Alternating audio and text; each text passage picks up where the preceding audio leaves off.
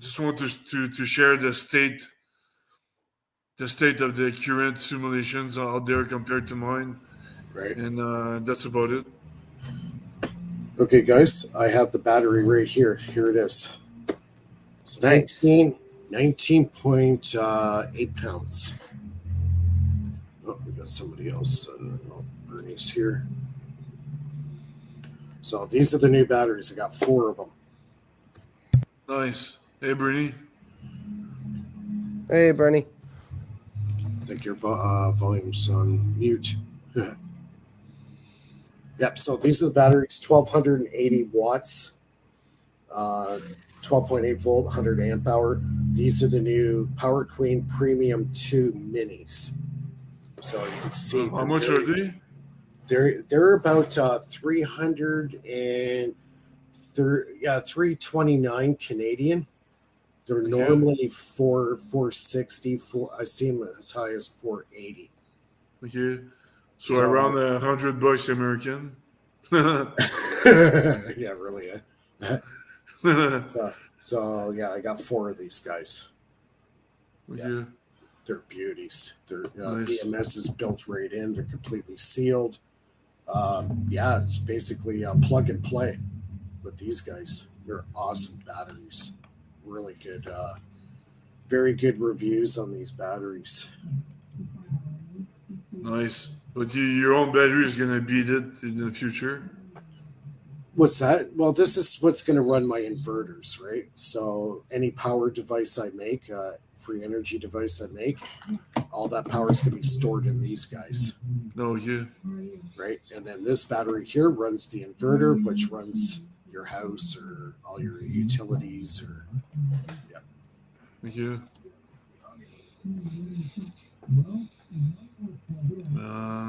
Yep. So I got 4 of them right now. Down the road, if I get some extra cash, I might even buy a couple more of them. They're so nice. And with the trade wars going on, it might be hard to get these batteries. So who knows? Might have to start order this stuff before it becomes next to impossible to get in North America.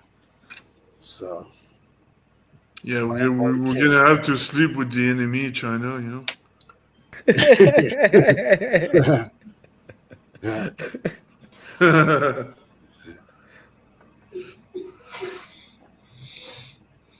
Yeah, but I've watched all the reviews on it. I've seen guys actually tear these guys open, and the construction is very good construction. All the welds are very good. All the soldering, the BMS seems to be very good quality. Heat sinks on 2 sides of the BMS, control board inside. And they put them through their paces, and they were able to take 150 amp charge. That's a huge charge. When they hit about 160, the BMS kicks in and shuts down the battery for safety. Yeah. So, but it can take 150 amp charge. That's an enormous amount of power.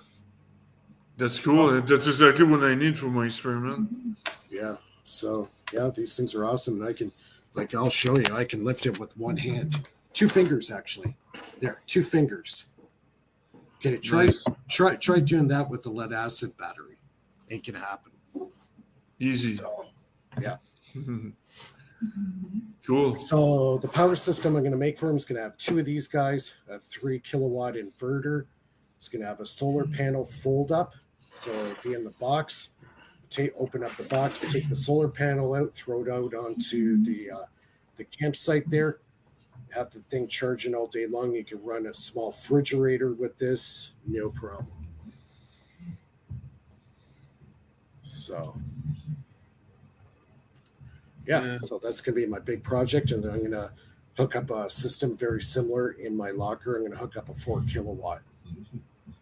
So I'll have a 4 kilowatt system in my locker. That's going to be my new lab. So the weather was kind of crazy this week, so I wasn't able to get much work done on it. Maybe next week I'll be able to clear out the stuff and start putting my lab together there, because just doing this stuff at home now, I just don't really have the space to do it. Running out of But by the way, you said 150 amps, 300 amps is dangerous, but not that much if the voltage is very low, like 5 volts? Oh yeah. If it's 5, but still, you got amps. Amps is what kills, right? Well, the watts is what kills.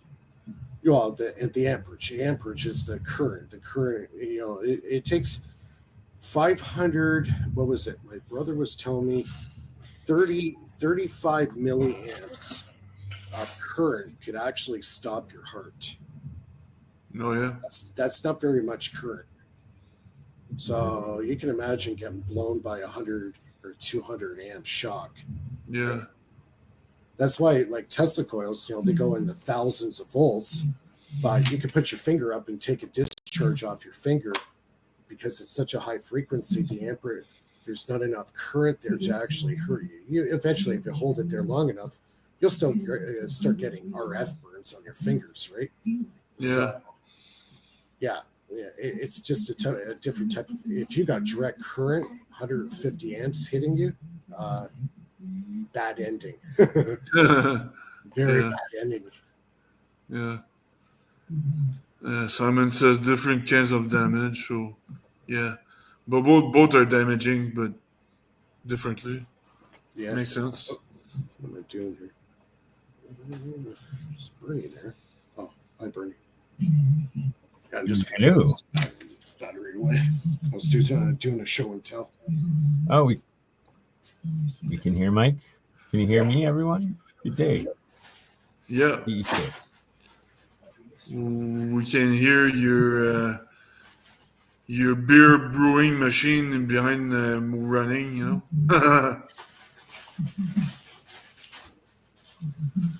You're muted. I was muted. You could hear me until I muted myself, and then couldn't hear my rebuttal. But happy Easter, everyone. Good to see you all. I guess Mike's just setting something up, or. Yeah, I'm just putting my battery away. I'm not sure if for whoever wants to join the panel as well, Gerald or Simon or. Gerald's back is out, so he's out of commission. Good. Yeah. So Bernie, I have to ask you. What did you? Can you hear me? Sorry, other Mike. I was saying yes. What were you saying, Mr. Mike Faraday? What'd you think of Alex Jones' show today with the free energy stuff? Good that he's covering it, and good that he's like at least taking the sources from like our community, like Dark Journalist, like Ashton Forbes, as opposed to less, credible and less experienced, more counterintelligence sort of people. So hopefully it's not a narrative hijack, and it's actually this topic and technology just going mainstream, and us getting disclosure and development finally. Yeah. It's the fact that Donald Trump's uncle showed him some of the stuff when he was a kid. Apparently, that's the story that the president in the U.S. right now, his uncle, showed him some of the stuff that they were working on 40, 50 years ago. And he says that stuff's going to come out slowly. So, but yeah, it was, I guess, getting released in Congress. There were papers released because I know Alex Jones had some documents on his desk saying that they're going to start releasing some of the stuff pertaining to the secret space program. Apparently, they've achieved time dilation in the lab that works, and they've been able to repeat the experiment over and over again. Yeah, so maybe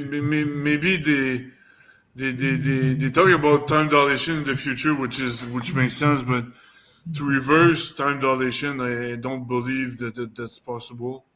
To go back in the past, everyone their opinion, but I bet against it. Yeah. Well, why don't we start betting? I bet $50 on it. But I think the more important one that they were mentioning. But I can't go into the past and change my bet, Phil. How will I win? I think Yeah. what's most important is the free energy stuff coming out. I think just the cat's out of the bag. It's just a matter of time when they have to start releasing this stuff, because shows like ours and many other guys out there, over 2,500 patents were seized by the U.S. Patent Office that were free energy devices. They did work, but they were seized by the military industrial complex. And I think it's time the stuff start coming out. Yeah, exactly. Sure. Well said. And how many more that we don't know about, right? Like That's probably what tens of thousands. Well, who knows? That's what they admit to, over 2,500 to 3,000. Tom Falone, when he worked at the U.S. Patent Office, was a witness to a lot of this stuff going on. So, if you got a whistleblower like him, he was basically fired from his job because he was becoming a whistleblower on this stuff. Over 2,500 patents that were seized under Section 113 of the Patent Office regulations and codes. But that's pretty good, because that's going to create a new economy, new technologies, and it goes against the deep state and the big banks. You don't want that. Yeah. It's going to come out as soon as they release one thing. It's going to change everything, because if they have one item that the government approves and says, yeah, it's free energy, it's real, here it is, industry is going to make it, then from there they cannot deny anymore that free energy is a possibility in science. They have no choice but to accept it now, because they have it. Yeah, exactly. And if the government's willing to agree, yes, it does exist, we've tested it, it does what it does, this is what it is, here you go, people, have fun. Yeah. So it could be an energy renaissance. We could be on the brink of an energy renaissance, which I hope. Yeah, the energy boom. That's exactly what we need to create a new economy, Well, the thing is, if you don't have to pay for energy anymore, farming gets a lot cheaper than the farmers. Yeah, and we're so tired. We're so tired of the non-elected official making money off oil, and it's been like that for 100 years. And electricity, that it's all governed by the government, anyways. As Mike was saying, that when you have free energy, the cost of manufacturing is negligent. Right. Yeah. Your operational costs go way cheaper. Right. Yeah. Way cheaper. Now it's been more feasible to produce product. Your profit margins go up. Now you don't have to worry about paying your workforce. Instead of laying them off, now they still have a job. Yeah. Right. You know what I mean? So, and then to the demand for product, and that what boils down in the end, if the economy gets healthy, people are making money. Well, guess what? Now they got money to spend and feed back into the economy. You don't have to be a rocket scientist to figure this out. If you make the energy free, everything changes for the world overnight. Yeah, because most people don't hoard wealth. Most people actually spend it and reinvest it in the economy, like you said. Well, you know what? I think the whole thing boiled down to they were using the energy thing as a control to control the populace. Exactly. No, I think you're right. That definitely makes sense, though. Oh, big time. Yeah. And that's been pretty obvious in the last 125 years. Yeah, and the surveillance system. They did everything not to lose their power. And the patent office was an arm of that control. It's control. It's control. That's all it is. Nothing more. It's control the populace. If they cannot tap into your digital world, then for them, stay free. You're powering your own servers. You're powering your own. Like they don't know what a particular person is inventing, doing, if they can buy through their, patented digital system, which run like. Your sound is cutting off. Yeah, your sound is all choppy. You're cutting out. But I think what boils down to is the fact that if the energy becomes free, it allows the economy to bounce back. It creates new industry. It will be a renaissance, complete renaissance of our way of life in Exactly. every aspect. In every aspect. Yep. I've always been a big and supporter. not just renaissance, but like actual like technological leaps forward in both abundance and being able to like sustainably live both on this planet as well as off world, because you no longer have energy scarcity. No, but I'm a very big Absolutely, supporter of decentralized power. yeah, and you can just energize AI, and AI can do the work we don't want to do. Like farming and stuff. Yeah, And and then, I think this scares the deep state greatly because if the free energy comes out, they're eventually going to lose their ground. They don't like that. exactly. I guarantee you they're having a civil war over it. Well, they'll try to orchestrate a world war and put us back to the Stone Age. You can almost guarantee. No, I mean internally, like whatever power structure that's been maintained so far is probably shaken. Oh, that's There are literally elements what's inside going that on I've right heard. now. That's Yeah, I mean, at least basically- according to Dr. Greer, there are elements inside that are, trying to shake things up and go against the current. So, there's World War III going on with the deep state right now. Yeah, and right, exactly. So, like you never know, we might get an upper hand in this situation. Well, all you need is an electromagnetic bomb, and it's gonna kill all of our computer, and we will go back to the Stone Age. From that point on. Honestly, I could live without a computer. I did before as a kid growing up. I could not live without all of you wonderful people on my panel. No, but the point is, Just kidding. we've become survived. we've become so reliant and prisoners to the technology. Money, the way we just do commerce. When was the last time you wrote a check? Yeah, I don't write a check anymore. I do e-transfer. Yeah. Well, e-transfer don't exist in United States, just in Canada. Yeah, we do e-transfer here. To transfer commerce in Canada is very, very simple. Not like the old days where you had to write a check. International is really hard. It's because you can't do e-transfers outside of Canada, and you can't accept from outside either. And they've blocked Cash App, Venmo. What's the other one? Like they've blocked everything except PayPal. You can only do wire transfer in that case.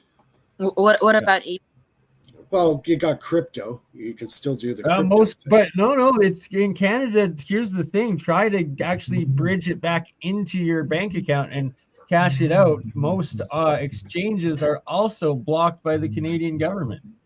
Really? That's right. Finance, Trudeau blocked the maximum amount of money you can transfer to and from Canada. Okay, but question: if you have an eBay account and you post an item and put whatever amount you want, and a person goes in there, pays it, wouldn't that be a form of? Yeah, that goes through PayPal. Yeah, but like we're talking only PayPal. So that's what you have to understand. PayPal is the only alternative than the banks that they allowed. Thus, Elon Musk that started out PayPal, he didn't start out from a position of nowhere. No, he started out from being put in the alternative position to control the financial system that's outside of the old system. How did he get in that position? Is that he had like Russian contacts, I guess? Is that help him, or will you see?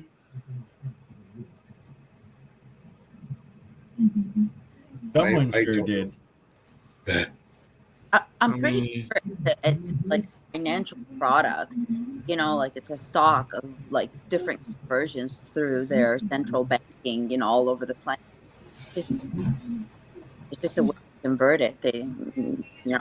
That's all it is. Your sound is very choppy, Lulu. Maybe log out, log back in. Your sound You, is you cutting out. use your cell phone. Yeah. She had problems last week too. But yeah, it's interesting what's happened. If this free energy thing finally takes some traction, it could really change things for the better. So I think there's a big fight going on behind the scenes that we don't see. Maybe Trump can get this out. If he can get it out, that would be a pretty big thing for humanity anyways. Yeah, and is he going to be successful in getting rid of the feds? I think that's impossible. Well, I think Is it it's better? What's that, Lulu? Is it better now, or is it still choppy? No better. A little better. A little better. I think it's the Wall Street guys that are a big issue. I think they're a big part of this. The Wall Street guys. Yeah, but the feds they control the interest rate and all the nonsense. Yeah. Well, it's going to be a rocky road. That's obvious. What's happening right now? It's going to be a rocky road. But if they can get some devices out on the market for people to use, it's going to start changing stuff. Yeah. Yeah. Yeah. But yeah, we'll see what happens, buddy. But I'm pretty positive, and I don't know about Canada. What's gonna happen about Canada because it's we kind of. But I think they're forcing a little St. James Island visitor that's unelected as our leader, and now distorting the polls again, trying to insert him for a full term. Just ridiculous. Oh, Carney.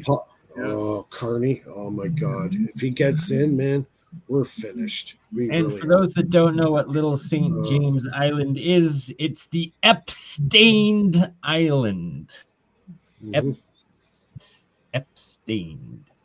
So yeah, don't forget to vote. It's like in 1 week. You got your the 26th. Thank you guys for reminding me. So we all have to make sure that we do. We should probably do a Canadian live stream all day long, being like, "Go out and vote. We don't care who you vote for, except don't do the pedophile." Cool. I got my voter card here, right here. Yeah, me too. Right here. Yep, got mine. I just have to walk like 30 seconds. The office right next door. I have to go. Oh, all right. We'll be here.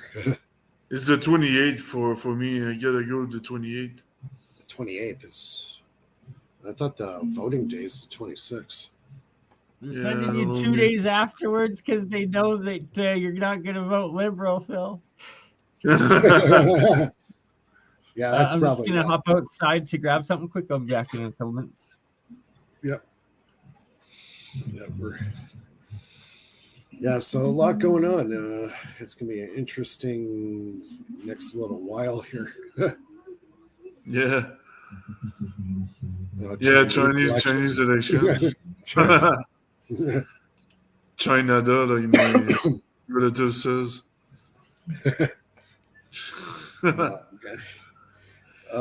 What a circus, man. I feel like I'm living in a circus some days with all this stuff going on. I miss the days where we're proud to be Canadian and strong, and now we're kind of no politicians has any spine anymore. No, they're all spineless garbage. Garbage in, garbage out. That's what it is. Exactly. Garbage in, garbage out. That was a George Carlin skit. That's when we elect these guys, you get what you get. Garbage in, garbage out. One of his best skits ever. Jeez. The drama. Did we ever figure it out? You know the Dominion voting machine that was highly corrupted. We didn't. It's from Toronto, actually. We didn't do anything with that. We Yeah. didn't. We didn't. What, It with the can still Ameri- be reused. Now, was that with the American election used it, or was it the Canadian election? The American, both the Canadian and American Yes, election. I heard some of the voting machines were made at Lockheed Martin. Yeah, no, Dominion was the main one. It was run out of Canada, and then they were like built in like Europe and different spots, but it was Right. operated out of Dominion. It's due to the Five Eyes aspect that it's like Canada could spy on the US and hack the US data and then feed it back to the US sort of thing, and vice versa. And that I believe now Trump has passed in the US that they're going back to all paper ballots. But most certainly in Canada, you're probably going to see these Dominion voting machines everywhere. And that's how they're going to try to install Carney and steal the election with a pedo carnage in power. I hate it. They should change the Like Liberal what, Party. I like what Robin Williams says about politicians. He said all politicians are like diapers. They're often full of shit and need to be changed often. Yeah, exactly. Yeah. God. There's no death penalty, but for the traitors, huh? I heard the Liberal Party is full of traitors right now. The Marilyn Jolie, Freeland was a traitor too. They had like a whole bunch of responsibility, and they just cherry pick what they want to do, and they. Well, a lot of these guys are all plants from the WEF. You got to realize Carney, Trudeau, all those guys, Christina Freeland, they're all part of the WEF. Yeah, the left wing. If you know what the WEF is, that's scary. And you got these assholes running our country. Yeah, it's the same thing with the left wing. There's the same thing with other countries. Yeah.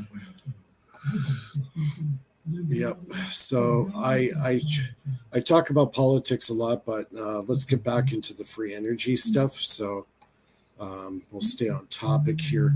I'm just gonna scoot out for a quick smoke, and I'll come right back. I don't know, Bernie, do you have anything you want to present, or? I know he's in the background there. I hear something. Bang, bang, bang. Yeah, he's drinking beer right now. Oh, is he?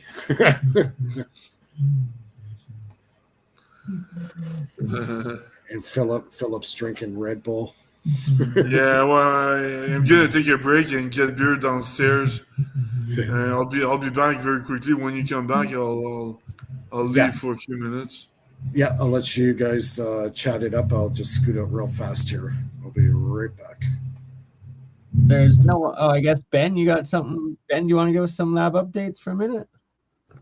Yeah, I got a couple of lab updates.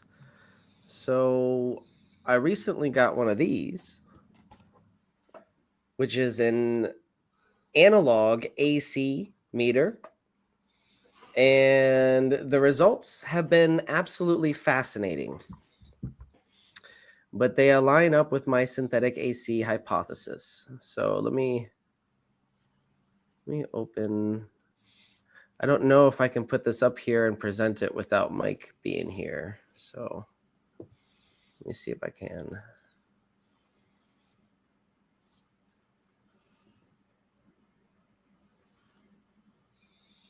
Guys, so this could be potentially be really big news.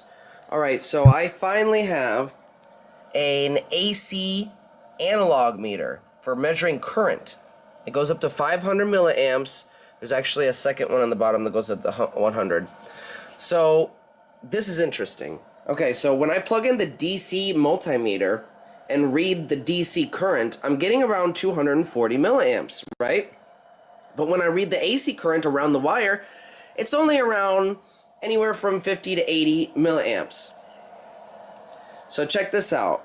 I have the analog meter hooked up to the negative in series from the negative terminal, and I also hooked it up to the positive.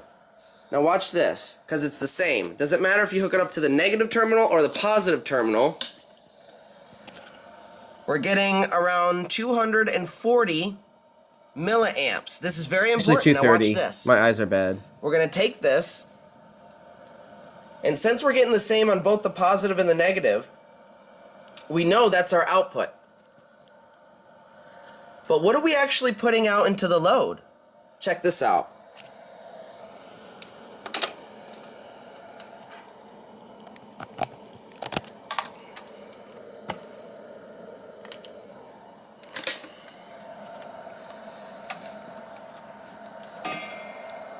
We're going to put this in series on the negative line, the return line, because remember, the positive line's using some of that energy. We want to capture the return and see the full potential of this. I also put it on the positive too.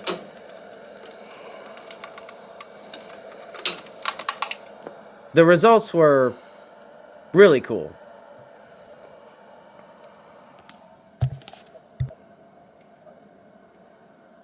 Check this out, guys. This is huge. This is absolutely huge.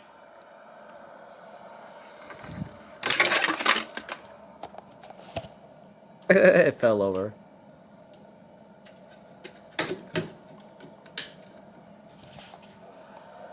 Now look at that. What does that say? It's almost exactly the same. It's like 230. So I'll put it on the positive, and it's basically the same. I did measure it again earlier today, and the negative showed around almost 300, and the positive was basically the same as the input. So the input is basically showing the same current as the output, is what it's showing, basically. 230, While you're stepping up the voltage. But it's the exact same reading we get when we hook it up to the negative side of the terminal or the positive side of the terminal from the battery. Now, when we hook it up to the positive output where the light is, it's using some of that current, so it's going to go down to about 50. And I'll show you that in a second. But this negative return line is showing about 230, 240 milliamps, while the output of the battery is showing about the same.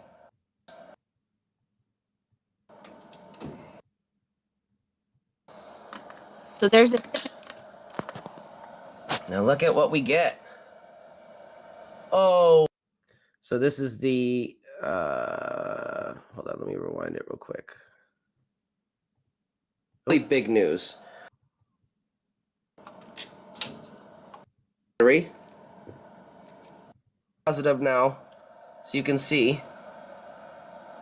All right, let's hook it up to the positive of the battery. Okay, so this is the positive of the battery right here.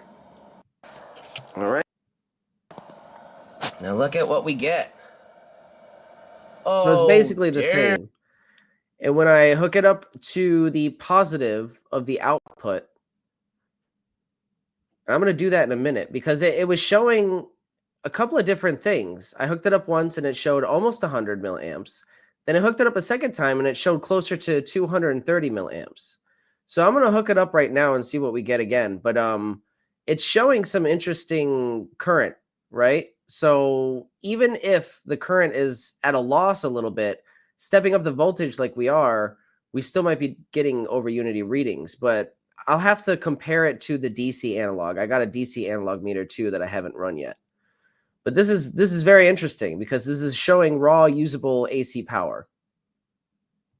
230, 40, whatever. But I think the interesting thing here is that it's actually slightly less than the output negative. When we were reading it, it was 230 milliamps on the output. And the input, if you look at it very closely, it's very lightly, it's just below that.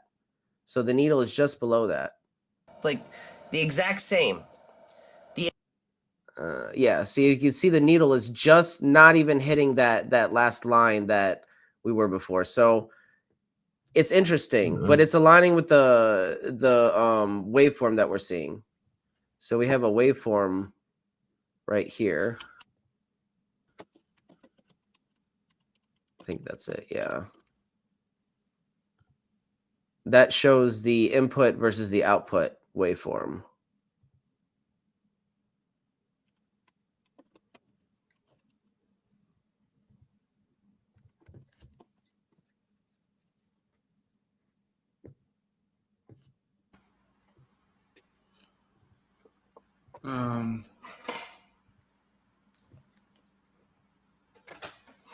So you get so you're in AC right now and you get over Unity. Oops. Okay, was that glitching out for everyone else too, or just me? Stuff. Yeah. Anytime I'm it's over getting a little Unity, for lag. some reason, the internet stops. Oh yeah, see it's for Mike as well. So it's glitching on everyone. You showed some Do over you, Unity, and that's the way it goes. Yeah, it was a little laggy. Do you see the new video at the bottom? Is anybody able to present that? Oh, there we go. Okay, here we have yellow and purple. Yellow. So this is the input, basically probing the positive terminal of the battery, which is the purple. And then we have the output of the coil, just putting it on the output wire of the coil. This is really, really cool. Look at this. Yellow is the output of the coil. Purple is the battery's output.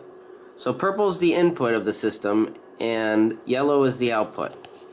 Purple is coming right off of the positive terminal of the battery. And we also have it switched to 10 times, this little red switch here, and compensated for the probe to be 10 times. Because what that does is it filters out all the resistive loads in the probe, or it filters out the resistive load in the probe, so it gives you a more accurate, clean signal, but it shrinks it times 10, so you have to compensate by hitting this button right here. And this is really, really interesting, because right here, so right here, what you're looking at is the smooth synthetic AC wave, right, on the macro scale. We're zooming all the way out and seeing the waveform on the macro scale. And we see this kind of like smooth, almost smooth sine wave. And we zoom in, we get those nested harmonics and those interesting features. But this is just comparing the raw input versus the output data. we have the signal of the green wire. So this is the end of channel B, the green wire. Now let's hook it up to the start of channel A. Remember, these two wires are normally hooked up together on the breadboard version to close the two. Oh, there we go. So here we have it. Right there.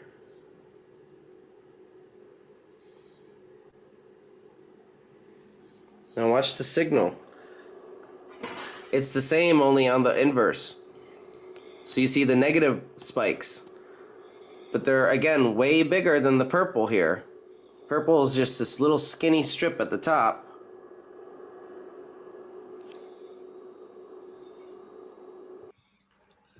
I thought that was very interesting. Did you get the over Unity for a long time, or?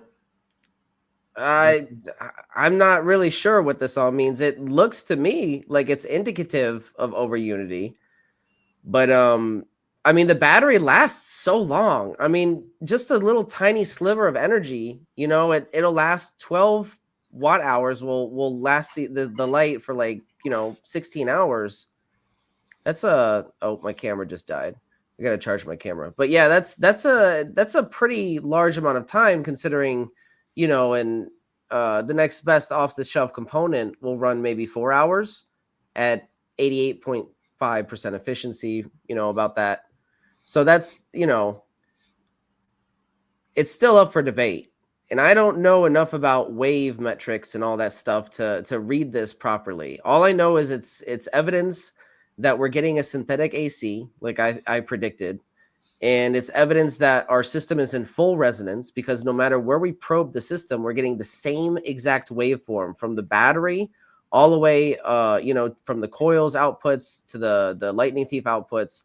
Everything produces those three elements: the sine wave at the macro, the nested harmonics when you zoom in at the standard scale, and then the micro scale shows that I don't know, like 0 point event. It's really amazing how the waveform is so similar on all aspects of the system, only it's clearly larger coming out of the coil versus coming out of the battery. Yeah, because I was wondering if it's some sort of some spring, like a bouncing effect of the static electricity and all the electric field that the coil generates and all that. I don't know, it's just an idea. So that's why I was asking if it lasts for a long time. Well, Yeah, also, I mean, an idea. Can you add a second identical coil into it? Try to get them in harmonic resonance, and then measure the same wave and see what you get. so I do have a video of the dual thief setup, which is just that, measuring the secondary coil to see how close it is to the primary, and it gets close, but it's not And then exactly add the a same. third. Yeah. Also add a third, right? And just measure the differences, and Yeah, no, there's gonna be require some tuning for the dual thief, I've discovered, because the waveform is slightly different. It's not on point. But yeah, that it's definitely possible that we can do that. I can show the video if I can find it. yeah, please do if you got it. I'm gonna go grab some beer. I'll be back in a few minutes. Oh, my Canadian Quebecois, brother. Got to go to the Couche-Tard. No, it's just the fridge. All right, Philip's in the mood. Asking, is this the pseudo AC I was mentioning before? Pseudo equal bias AC when you zoom out. Yeah, pseudo AC, Oh, yeah. synthetic AC, whatever you want to call it. It's a type of synthetic AC that I like to call a resonant pulsed waveform, because what it is it's AC, but not using AC. It's using pulsed forward and backward to produce a synthetic AC between the two. And it's very interesting. I don't know. There's a lot that we have to analyze and uncover still, because this is just the raw data, and I don't really honestly know how to read it all.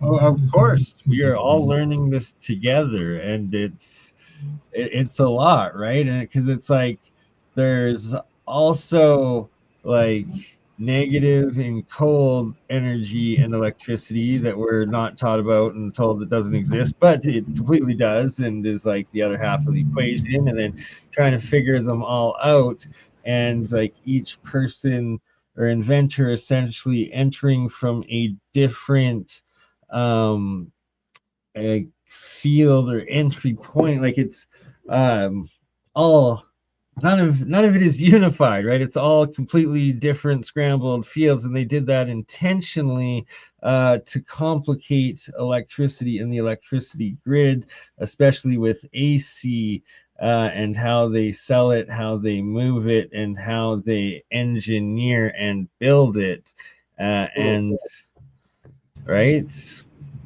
Well, hold on one second. Let me show you. I found the video, but I wanted to show you this quick one real quick, just to give you an idea of.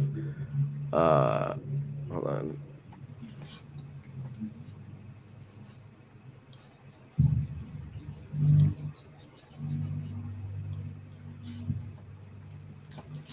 Yeah, so don't diodes like add the impulse that switches the DC to AC? Is that one aspect? Well, you're this right rectifying. If you're rectifying the AC, it'll become DC. Okay, that's the inverse. It's the opposite there. Right. Now, So this is oh, sorry. Go ahead. I was gonna say this is the three characteristics of the waveform So this is like what you want to look out for. What we're seeing basically on all wherever you probe the system, you're seeing these three characteristics. You're seeing this right here, which is some kind of 0 point event or something. I don't know. That's what I'm calling it until I figure out what it is.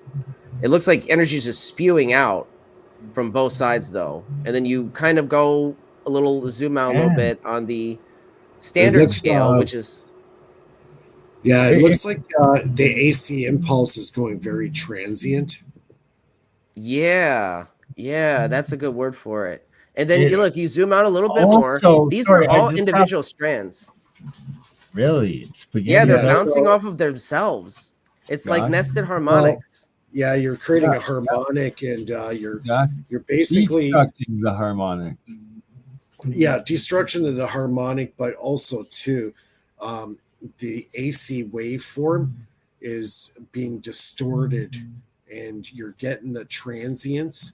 It all has to do with the frequency, right? And the frequency obviously is getting distorted by harmonics. Right.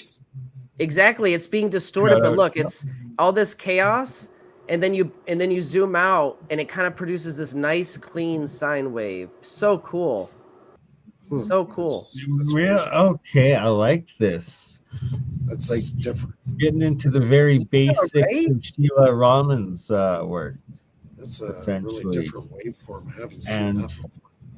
This is something new. Yeah, I had to classify it. I had to give it a definition. It is something new. It's weird. It's no, sorry. What are you getting that off of, Ben? Is that a rodent coil, or what is that coming off of? Yeah, so this is coming off of the Dragon 7 coil, the Mark 1. And we're using the Lightning Thief device. And this is what's happening when we use the 40-watt panel. It doesn't happen. This waveform doesn't happen like this with any other light source. I found out it's just a 40-watt panel. So actually, when it's ringing is not when it's fully effective. You want it to not ring, which is what this 40-watt panel, it doesn't sing to you like the other light bulbs do. So I thought that was interesting. So you don't want it to actually sing to produce this waveform. Nice. Can you run it again? So let me play the video. So this is the zooming all the way in. You'll get these little convergence points or whatever they're called. I don't know. It's really wild.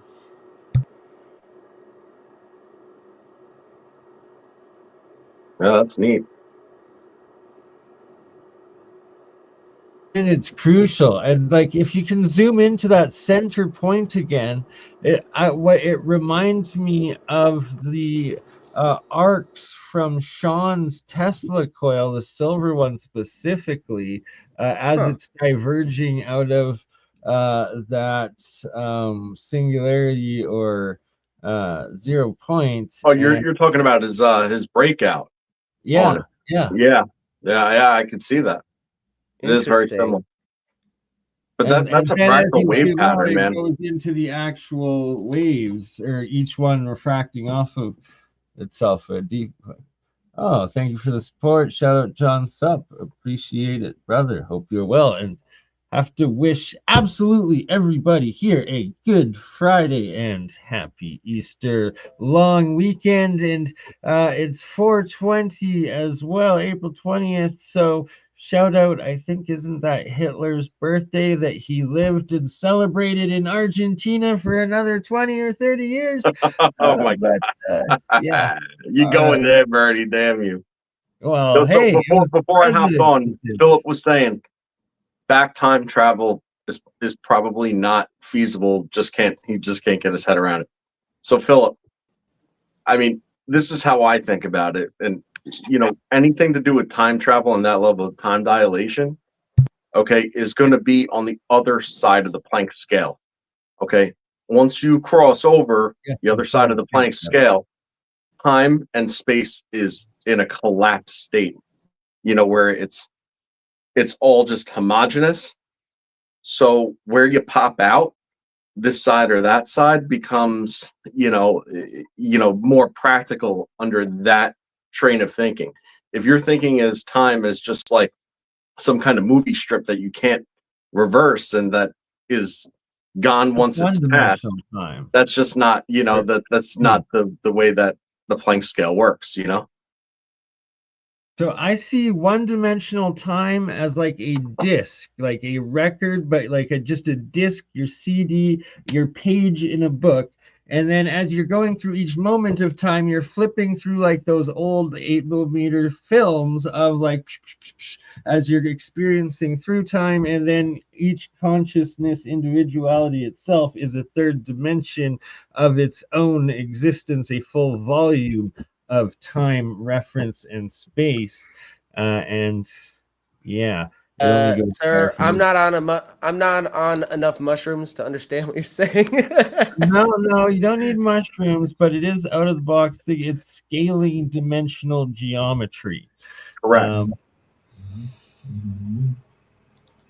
But that's a whole other discussion. All right, And guys, this is the waveform for Adam, the good to dual have you thief back, Space output. Case. How are you, So brother? here, Oh yeah, that's the other. Yeah. Yeah, sorry. Oh no, it's okay. My camera died. And then next time, try to recharge your camera before the show. No, it was recharged. It only holds a charge for like an hour or so, and then I should get a second battery is what I need. Yeah. Yeah, I'm surprised. I'm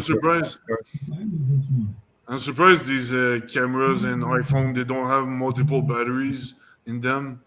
We're so stuck with one battery, so that's pretty stupid. Well, if you had a backup for when your battery doesn't take a charge anymore, then how are they going to sell you something new?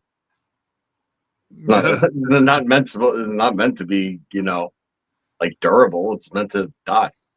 Yeah, right. They're designed to die, just like the light bulb. The original light bulbs that they made lasted forever, and then the quality just went down, right? And then there's the Saudi LED light bulbs that also pretty much last forever, that Siemens or whatever the hell like made it so they can't be constructed, built, or sold outside of Saudi Arabia or imported to Europe and North America. Yeah, I've heard that, man. That's crazy, right?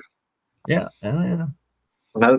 This has to do with getting your money more than one time. It's the elite, the kings, the monarchs, the sultans, and whatever. They're allowed to have their eternal light bulbs, their eternal flames. Just us peasants and muggles out here, we have to build our own. But it's that you have to know that it's possible, and these lovely gentlemen are doing it. Just think about how much more you would have if you never ever had to replace anything you already had. Right? Or just how simple it is to actually turn your vehicle that's like gas or diesel into a hybrid hydrogen from water, from your alternator into your fuel injection source. And it's a mixture that you're literally cutting down the greenhouse gas emission by whatever percentage that's being replaced by the hydrogen and oxygen made from water directly before going into the combustion chamber. Yeah, it's the only nuance to that is if you're gonna have like a hydrogen cell, yeah, you have to be able to recondense the emissions, because then you just throw the hydrogen and oxygen levels in the atmosphere into full whack, because you can take it from a trapped form in water, and at a highly accelerated rate, you're splitting it. So it's cheaper to just buy it. It's so cheap anyways to just buy it in compressed explosive canister. Yeah, that they have to sell you instead of just water that's like makes up 2/3 of our planet. Yeah, by the way, but talking about electrolysis, all you have to do is heat up the water to No, you don't even have to do that, my friend. Mhm. And that's actually a misdirection, because as soon as you have to add heat, that is taking a large energy input that's already going Yeah, to yeah, weaken your, like, I you know. want the opposites. Well, if you really want to accelerate it, why don't you just use ultrasound to break it into a vapor, and then do it that way? It's way That's more efficient than whatever else. That's brilliant. it. You can do that with ultrasound. It's like the vibration that Tesla keeps talking Wow, I never would about. have thought of that. Yeah, if you use right, exactly, ultrasonic to break it into a vapor, it splits apart the water molecules into single molecules, more or less, and And then that you work. use your charge separation just to vaporize it. That's it. Does it work? I don't know, but why not? Okay. Tell me, Yeah, tell that me the could. reason why it wouldn't, because I'm lost as to why it wouldn't. No, that's brilliant. I think that would work. Yeah, you have a much Yeah, higher surface area. just Well, if I just jumped on here, but Hey, if I'm not mistaken, you guys are talking about using ultrasonic fog generator with water and Yeah, the to use of create high the voltage in order mist state, to the very efficiently, far more efficient than electrolysis numbers, I Yep. might add, what I'm split that thinking. water. Oh, and by the way, your thinking is right in line with what's already been claimed to have been done. No, So there you go. See, I know without knowing all the time. that's the best place to be. That means you are on the right path. Yeah, look at that. There It's it like is. Don Smith. Kaboom. And Mike, Faraday Research, you want to talk a bit about Don Smith and your work with it? Well, I didn't do actually any electrolysis with it, but I did do most of his transformer experiments, spark gap, and Don yeah, Smith it did worked. electrolysis? I was not even aware of that. Yeah, so he was working on a lot of stuff, and there was a lot of stuff he didn't disclose either. He was very cryptic in most of his lectures that he did. So some of those lectures you had to watch a few times and listen closely to what he was saying in a lot of the stuff he was doing. But there was a guy that was doing what we were talking about, the using the fogger. Yeah, I'm trying to remember. That's what his makes name. the Brown's gas very easily, right? And it's an Right. ionized state of HHO. And Right. yes, that is one key I'm trying to aspect remember of his it. name. He just passed away about a year ago. He made a generator. Actually, I have a copy of his patent somewhere on my computer. Using the fogger device. Tesla Tech a few times. Yeah, he was at the last Tesla Tech. I think it was 4 years ago, and I heard he passed away about a year or two ago. But So can you get the frequency of the hydrogen molecule with sound? Or? Yeah, that's a whole other one. The resonant frequency of hydrogen, Philip. You're bang on with that. Mhm. That's a key part. So Yep, they just have to be fogger- tuned a little bit differently from part A to part B. See, and then Somebody when you said something add interesting. both Said of same what as Joe same as said- gasoline.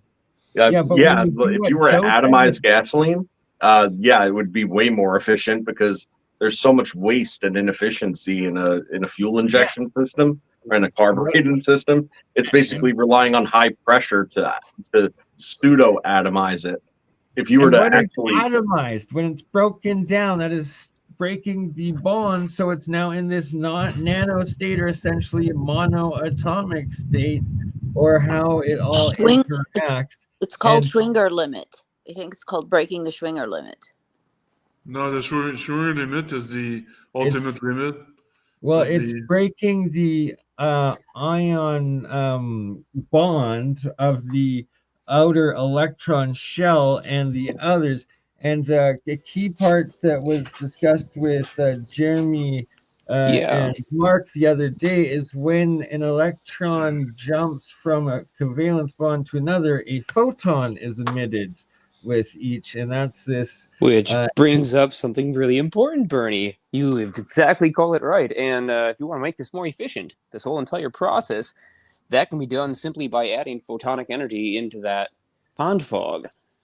You're already preconditioning it because water is already capable of absorbing several different wavelengths just as a whole molecule. And hydrogen is able to absorb just the widest number of wavelengths of pretty much everything on the periodic table. Is it So- between would a good wavelength be between like say 640 nanometer to like 960? They are within that range. Yeah, it has many absorption frequencies within that range. You should take a look at the whole. Maybe Bernie can pull it up right now. If you take a look at the emission spectrum of the hydrogen atom, or just hydrogen proton nucleus, then you're gonna see what I'm talking about here, because it's like over 16 different frequencies. Yeah. Yeah, see if you can pull that one up, because it's a pretty impressive chart. I was just about to go grab a demonstration of what we've been talking about with the different gases being produced through electrolysis. But Mike, do you mind, or someone with a computer? Well, yeah, I could look it up. One thing I want to note is using the infrared spectrum was also used in Malcolm Bendel's thunderstorm generator as well. So I assume, I'm not certain, I think the IR emissions probably between 640 and 960 nanometer. He's actually charging the electrolysis as it comes out, goes through the chamber of light, and then from the light goes into the spherical chambers on the other side of the engine.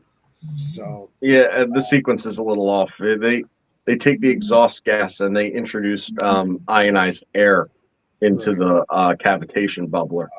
Right. That then goes into the second flow. And what is ionized? It is, you're breaking not just one outer electron covalent, but you're actually igniting, energizing it into the plasma state when it's in a single atomized monatomic state. And that's when all the hydrocarbons go bye-bye. So during that plasma state, that's when everything breaks down. Booyah! There you go. Yep, that'd be that.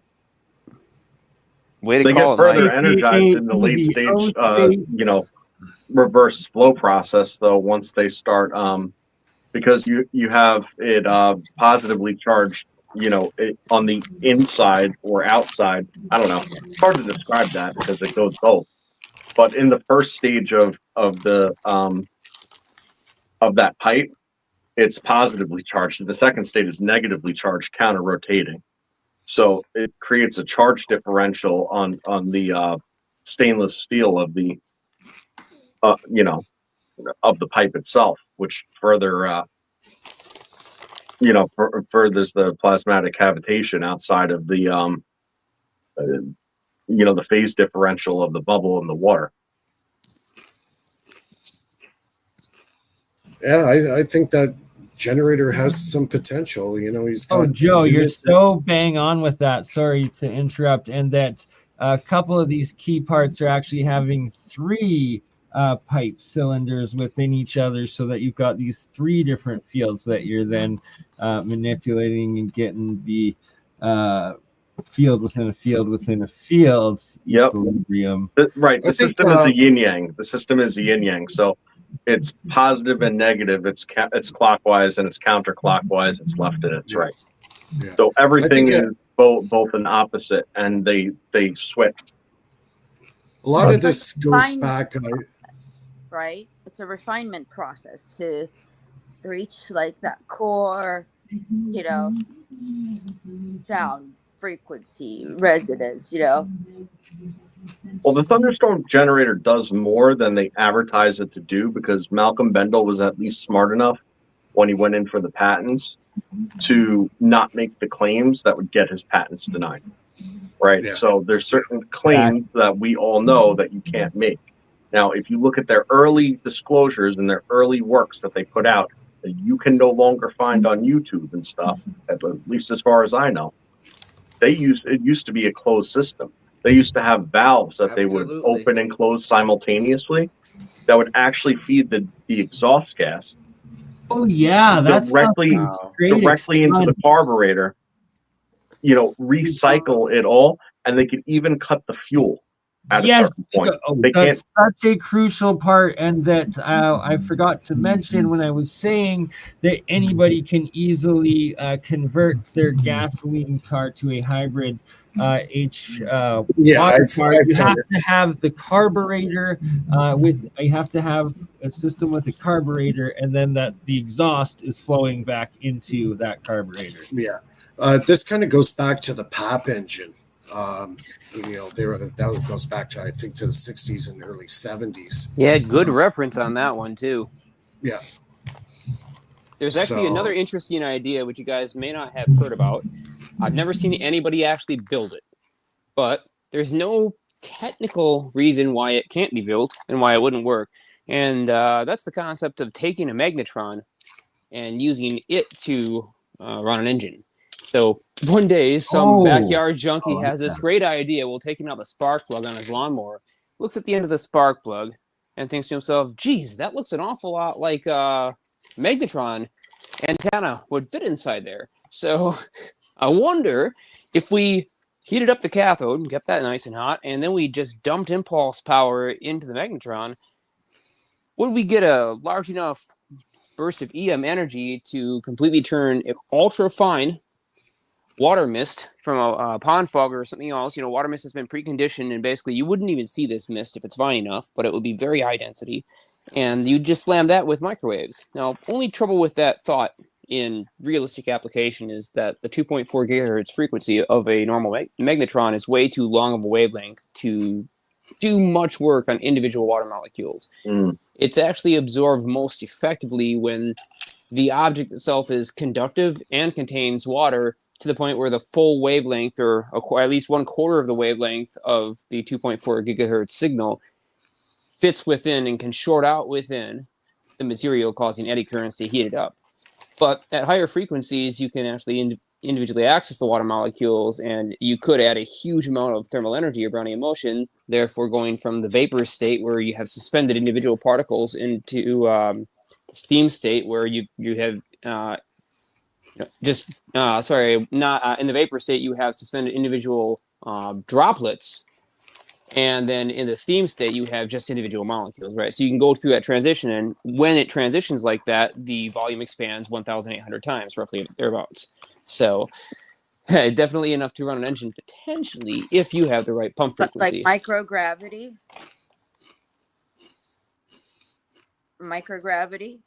Never heard it compared to microgravity. This is more a matter of whether or not the water molecule fits within some construct of the wavelength of the pump frequency where it can actually absorb the energy instead of just being slightly wiggled around by it. Because you really want to impart momentum into it so that you increase the Brownian motion and go into that gas phase transition.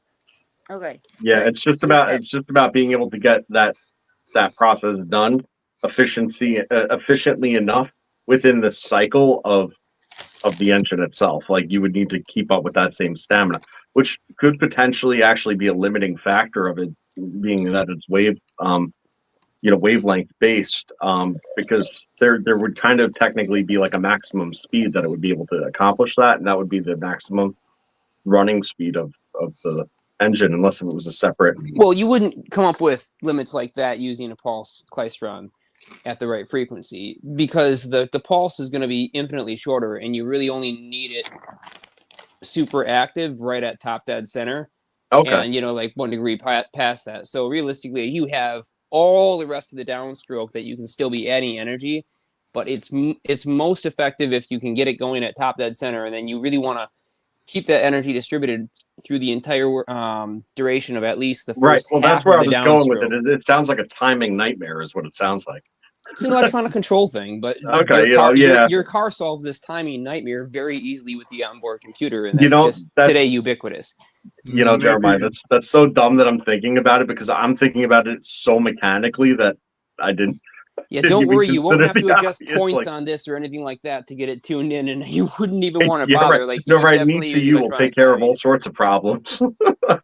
Yeah, luckily we live in 2025, where the magic of technology is easily accessible from Alibaba, eBay, Amazon, or just about anywhere else for pennies on the dollar, right?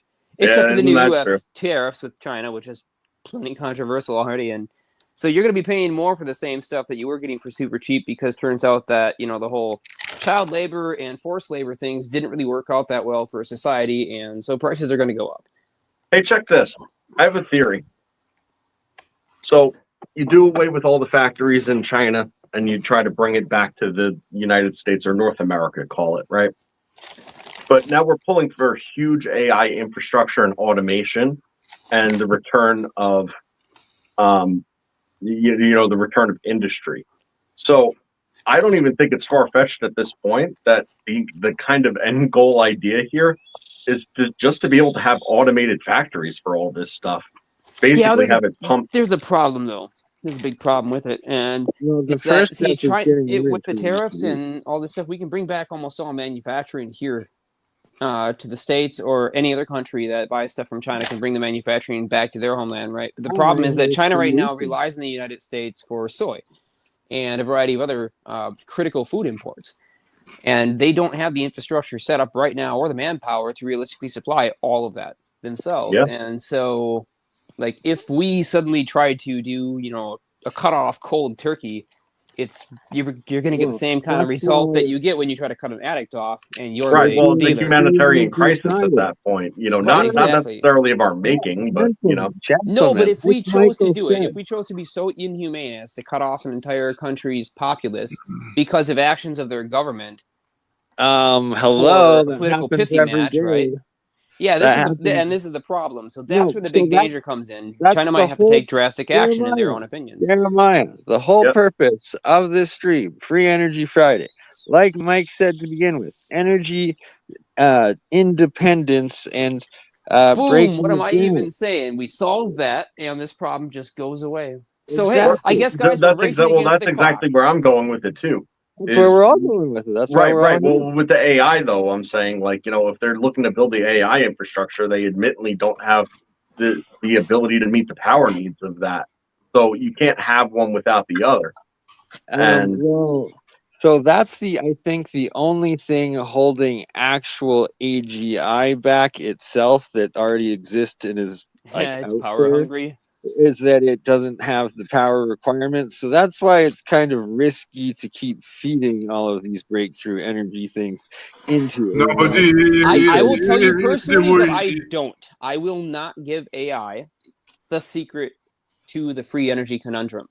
I will not feed it any of that information, because I just remember that scene from The Matrix where we're introduced to the Sentinels and they're flying around AG like. Yeah. I just don't want to teach AI how the heck to do that. Right. Talking about energy, if they were using C++ instead of Python, they would save 90% of energy consumption. I already made the calculations, so it's possible it's possible to maximize the energy consumption just with the programming language. Yeah, right. Well, we're the most energy inefficient understanding and application ever, because we think of electricity as only energy, when in fact, let's say for example, electroculture, and then there's also magnetoculture, and that's just harvesting radiant energy that is radiation, not electricity, and transferring it into usable energy in the plant, the life, the cells, and the fields. And that once we start understanding that, we're able to use that 99% of quote unquote dark energy or vacuum catastrophe. It's not the only hot electrical energy out there. Right, but that's when you run. But the whole reason it's like that is by design. That's the 100-year-old problem. How do you meter and charge for what you can't control because it's so readily available? Yeah, that's right. The future of energy is local production. It's going to be just you make it where you need the energy, and preferably we get to the point where the individual appliances, gadgets, or apparatus have the energy generators built into them, so you don't even need to have a central hub or something. The only purpose of that will be like adapting old technology. Like, let's say you already own a nice fridge and own a nice electric cooktop. Yep. And you don't want to have to buy a new one that has a built-in power source. Right. That never runs that's out. Phase one. Right. That's phase one rollout. is what that is, because nobody is going to go out and replace every single thing they own automatically with that, And right? So that's phase one ironically, rollout. the not Nikola Tesla like company at all, Tesla, is producing the Powerwall to introduce this idea in mass to at least get people ready for the idea of local power distribution, because every home should be a power node. Exactly. That's what the batteries, the Tesla batteries, Right. essentially were with solar panels But originally. not every home has the ability to have solar panels. Think about mine, for example. Exactly. It's quote unquote home, but it's not my home. I rent it. And it's in a building that's shared with a lot of other people. And I don't have any ability to place solar panels anywhere because there's no spot to stick them. I've got a question for you, Jeremiah, about the old technology dynamos, which were DC generators, and that in like the 1800 popular mechanics, they were showing these dynamos being like powered off of home sinks. So it's like you'd have a dynamo connected to your kitchen sink, you'd run the water and power your dynamo, you'd get electricity from that. I've never seen that, but I would sure love to see it. You know, the interesting thing about this, and I've been saying it for a while, and I guess like you could either agree with me or disagree with me. I don't know if I'm right or wrong, but like the whole idea of 0 point energy is very, very misnomer. That's like, it's all 0 point energy. What do you think is happening anytime you mechanically spin a generator to create electrical current? I think that's all right, coming from there. So the question, yeah, I disagree with that too. I think 0 point is anything under the Planck scale, the Casimir effect sort of thing. There he's getting at it. But check this out. So the question is kind of wrong. The question really is, how do you create you know, that rotational force, you know, electronically, you know, rather than mechanically? So that's the question. And that's what everybody's setting out to do here, right? So, but that is really the question. But what you consider either high efficiency over unity or 0 point energy, it's all coming from the same, you know, etheric oscillation. Those are three different aspects of engineering, but they're all crucial. Right. They're all part of the same thing is the point. How you make the power is secondary to the idea of the mechanics behind it. So rather than spinning magnets mechanically, if you could spin magnetic fields through modulation and geometry, well, then there you go. Or when you can combine both of those aspects, then you get a magnitude of even higher increase. And it's combining all of them. While I'm outside, Mike, what were you using? Were you using carbon for creating any of your battery nanomaterials? Or was a lot of carbon. Yeah, carbon's a very big component. That's graphene. Yeah. There's just one thing I do want to say. One thing too about this idea of cold electricity and single wire electricity. Normally, devices lose or waste a bunch of power in various different forms. Take, for example, a filament lamp, regular Edison-style tungsten filament bulb, right? Most of the energy that's consumed by that bulb isn't radiated out as heat or converted into light. It's actually just being conducted under normal circumstances ohmically, and so you end up having power transfer or power flow in that circuit that doesn't generate either useful thing. Yo, man, I literally said that exact same thing the other day when I was on Nathan's channel. It's only not useful because our current electrical digital technology is engineered to not use that cold electricity. It's because the way that we pay for power and the way we generate power right now is based on the loop principle of a closed circuit. Now, when you open that circuit up on one side and it's not a closed circuit anymore, now the filament bulb has no losses. See, a filament bulb on its own never has losses. That's what people misunderstand. They look at a good old Edison lamp and they say, well, that's a really inefficient way to generate light. And from the conventional electrical standpoint of how we use electricity, that's correct. It is inefficient to use a filament lamp because it's so conductive. But if we don't allow the current a return path to actually short out the circuit and discharge the potential, as we would, as Bearden would say, you know, stop killing the dipole. Okay, so if we don't kill the dipole unnecessarily, but we just simply allow the energy to pass through the lamp, and only the energy that can be converted by the lamp itself into thermal energy, heat, or radiative energy, photonic, in all of its many wave bands. All the energy that doesn't get converted into one of those two forms and just passes through the lamp goes to the end of that wire and bounces off of it. Instead of actually shorting out the circuit and killing the dipole, it bounces back, and then we collect it on the back end as it heads into the circuit again. Jeremiah, the crucial part in engineering that aspect is that you don't want the heat, you don't want the resistance. You we do. want the cold light. No, when you're using it with lighting systems, right? So the LED. For pure light, right? Yeah, exactly. So for light, you only want to use that cold light. As soon as you're using heat, you're wasting energy that could be going back into that system, like you just explained. Oh, good old BurnEye. They used to call me LED Kid. Exactly. I used to be called LED Kid in school, and I can tell you that I love LEDs, but they suck. Okay, LEDs are not the solution to this ultimate problem because they are not good at converting only electricity into light. They do still generate heat. If you want to get into the regime of generating only light, then you need an active plasma.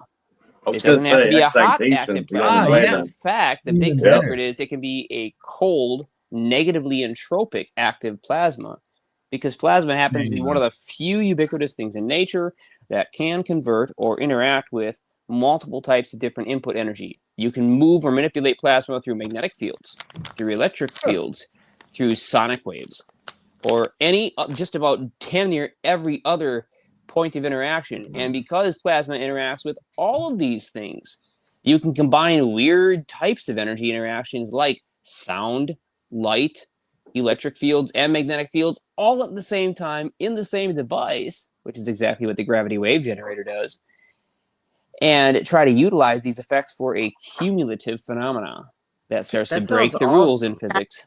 Well, Can you through the electromagnetic field, can messages be transmitted through the electromagnetic field? Yes, but they're far better to transmit directly through the aether. Yeah, I know, but if you want them to go long range, because without any disturbance, if you want them to go infinite range, you use the aether. You don't use an electromagnetic wave. All right, so check this out. This is kind of interesting with the plasma light situation.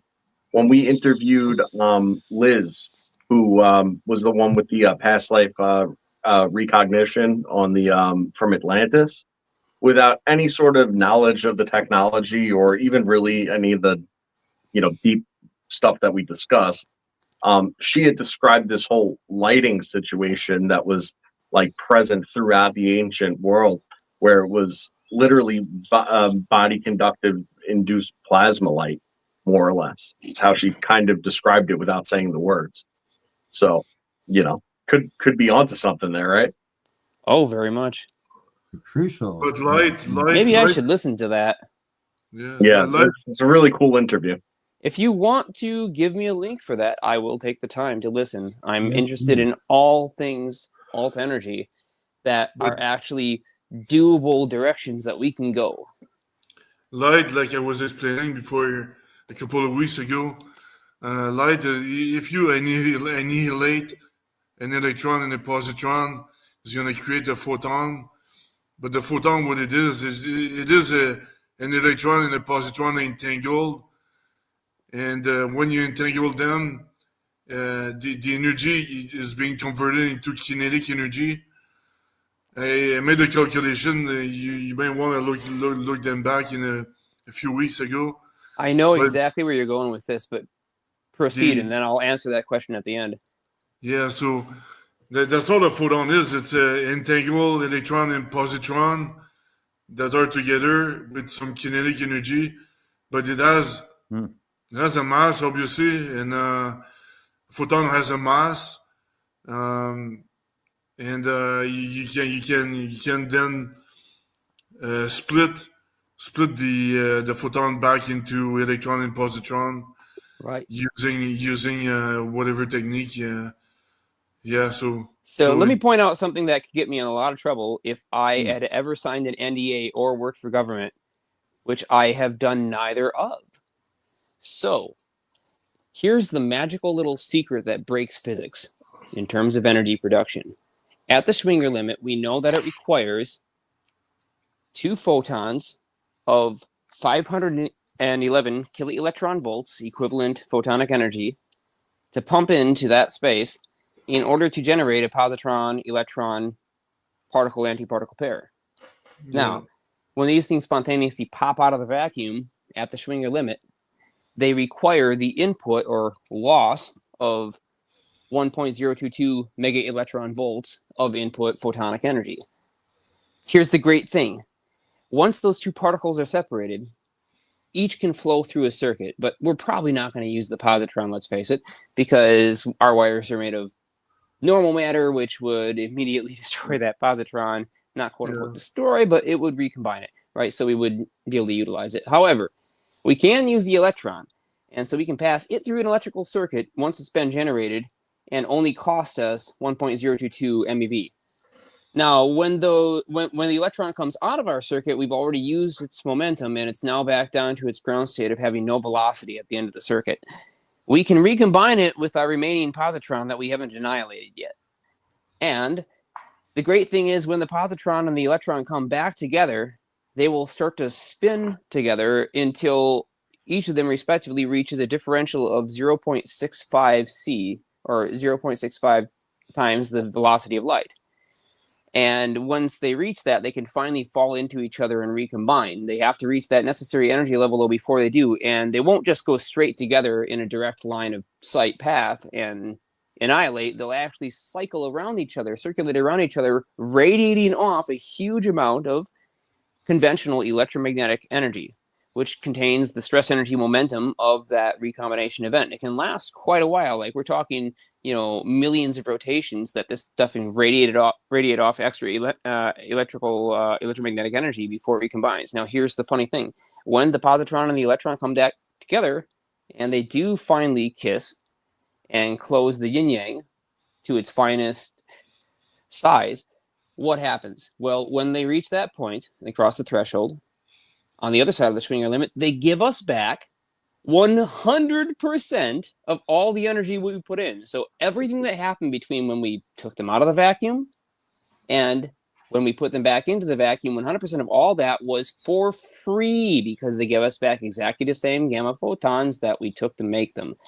Now, the question then becomes, where is the conservation of energy and momentum in the system, considering the fact that in the physics we have now, what I've just said is true? That's mind-blowing. How do we reconcile But isn't what you're that? describing like it's a cavitative process? So You can call it that. Many people have called it that. But even beyond adding extra terms to it and making it more complicated for a fifth grader, I just am curious about the idea of how do we reconcile the fact that we claim you can't get something for nothing, but we take 1.022 MeV to create these particles, and we get back 1.022 MeV when they recombine, and we can do stuff with them in between that actually generates useful actual output power and work function. right. Well, and then when you do that that sounds over and awesome. over and over again on a large scale, then you have everything you need just in those small gaps in between. Yeah, It's like if I was positive- part of any government contract the or anything, time I would be in time big frame trouble in it? right Like- now for saying what I just said. But It's like I'm positive- not. right? It's like putting a stop to time. Like, and the between doesn't really matter. Entropy, the connecting, unifying aspect of relativity, I guess. It takes Right? time to do that So- process.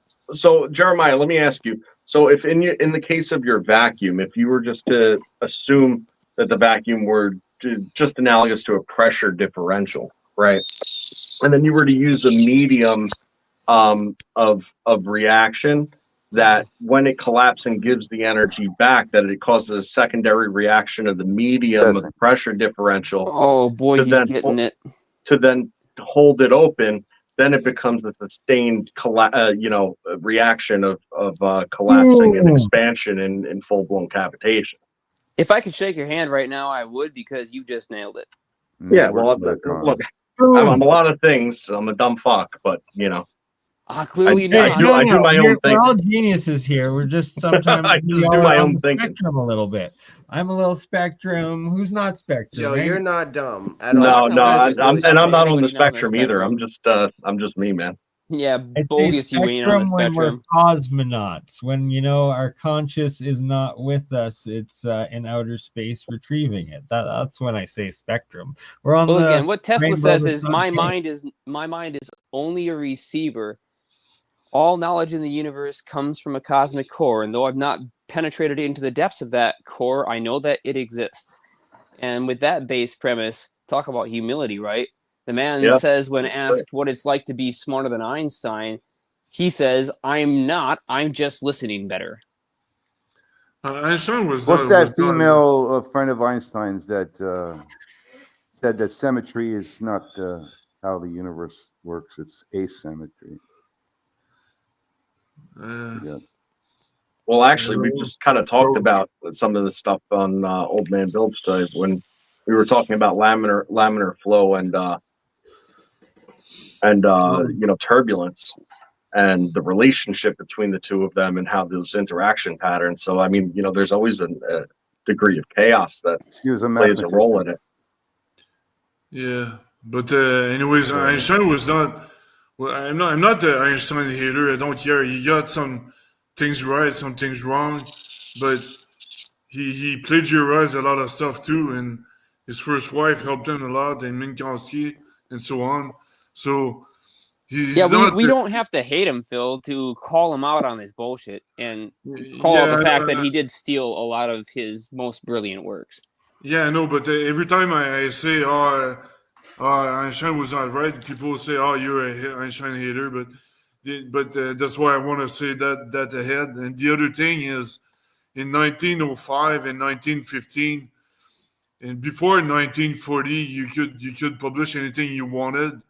After 1940, the peer reviewing system got over, and they that's when they started filtering out what they wanted to hear for mainstream Phil, physics. you're bang on. That's when Einstein took over the patent office. He literally is the censor that has censored that set the precedent. So it's like he's actually the worst thing that ever happened to physics and the reason the system is been stuck for 100 years, essentially. Yeah, but is it him or was it handlers? Because He was Einstein the head had of the handlers, patent bro. office. That's where he stole so much from. But he couldn't single-handedly do it by himself. It's a group. Einstein was a part of the Masons or whatever. So Einstein was a Mason? Yeah. Really? I didn't know that. Oh yeah, they all were. Can I address Well, that makes two sense, I comments guess. real quick that were posted up a while ago? So the first one is from JK Philly Fan. Thoughts on the hydrino states when we were talking about using pond foggers for massively more efficient than Unity water separators. And I can't claim that the hydrino state either exists or that Brilliant Light Power is producing it, because I believe they were the ones responsible for coining that term. But I will say that because of the number of operational modes that the water molecule has, it is very much not outside of a quite believable comprehension that you can achieve something like the hydrino state and utilize it for dramatically higher efficiencies above Unity. So I am not going to poo-poo that at all from Brilliant Light Power. I just can't verify it either. And the other comment that I wanted to note is John Bigman says, yes, the universe is... Before you move on, Okay. Can you explain what the hydrino state is specifically?